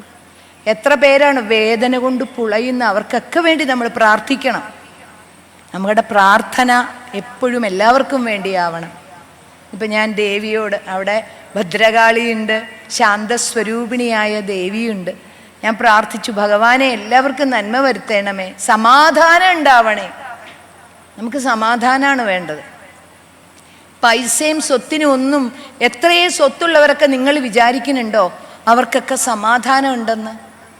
അവരൊക്കെ ബ്ലാക്ക് ക്യാറ്റ്സിനെയൊക്കെ കൂടെ കൊണ്ട് എല്ലാം നടക്കുന്ന വലിയ വലിയ VIP സിനിമാ നടീനടന്മാർ പോലും ഒരു സിനിമയിൽ തല കാണിച്ച ഉടനെ 2 ഭയങ്കര ശക്തിയുള്ള 2 ആണുങ്ങൾ, ബ്ലാക്ക് ക്യാറ്റ്സ്, അവരെ നോക്കണ എന്താ പേടിക്കണ? ആരെ പേടിക്കണേ? ഭയമാണ് എല്ലാവർക്കും. നിർഭയത്വത്തോടുകൂടി ജീവിക്കുവാൻ നമ്മളെ പഠിപ്പിച്ച നമ്മുടെ പൈതൃകം ഭയമാണ്. എന്നെ ആരെങ്കിലും എന്തെങ്കിലും ചെയ്യുമോ? എനിക്ക് എൻ്റെ അങ്ങനെയാണ്, എൻ്റെ സ്വത്ത് തട്ടിയെടുക്കുമോ, അല്ലെ എൻ്റെ അധികാരം തട്ടിയെടുപ്പം? ഈ ഗർവ്, ഈ ദമ്പം നമുക്ക് വേണ്ട. അവസാനത്തെ വൈരി അസൂയ. അസൂയ എന്ന് പറഞ്ഞാൽ മത്സരത്തിൻ്റെ മറ്റൊരു വെർഷനാണ് അസൂയ.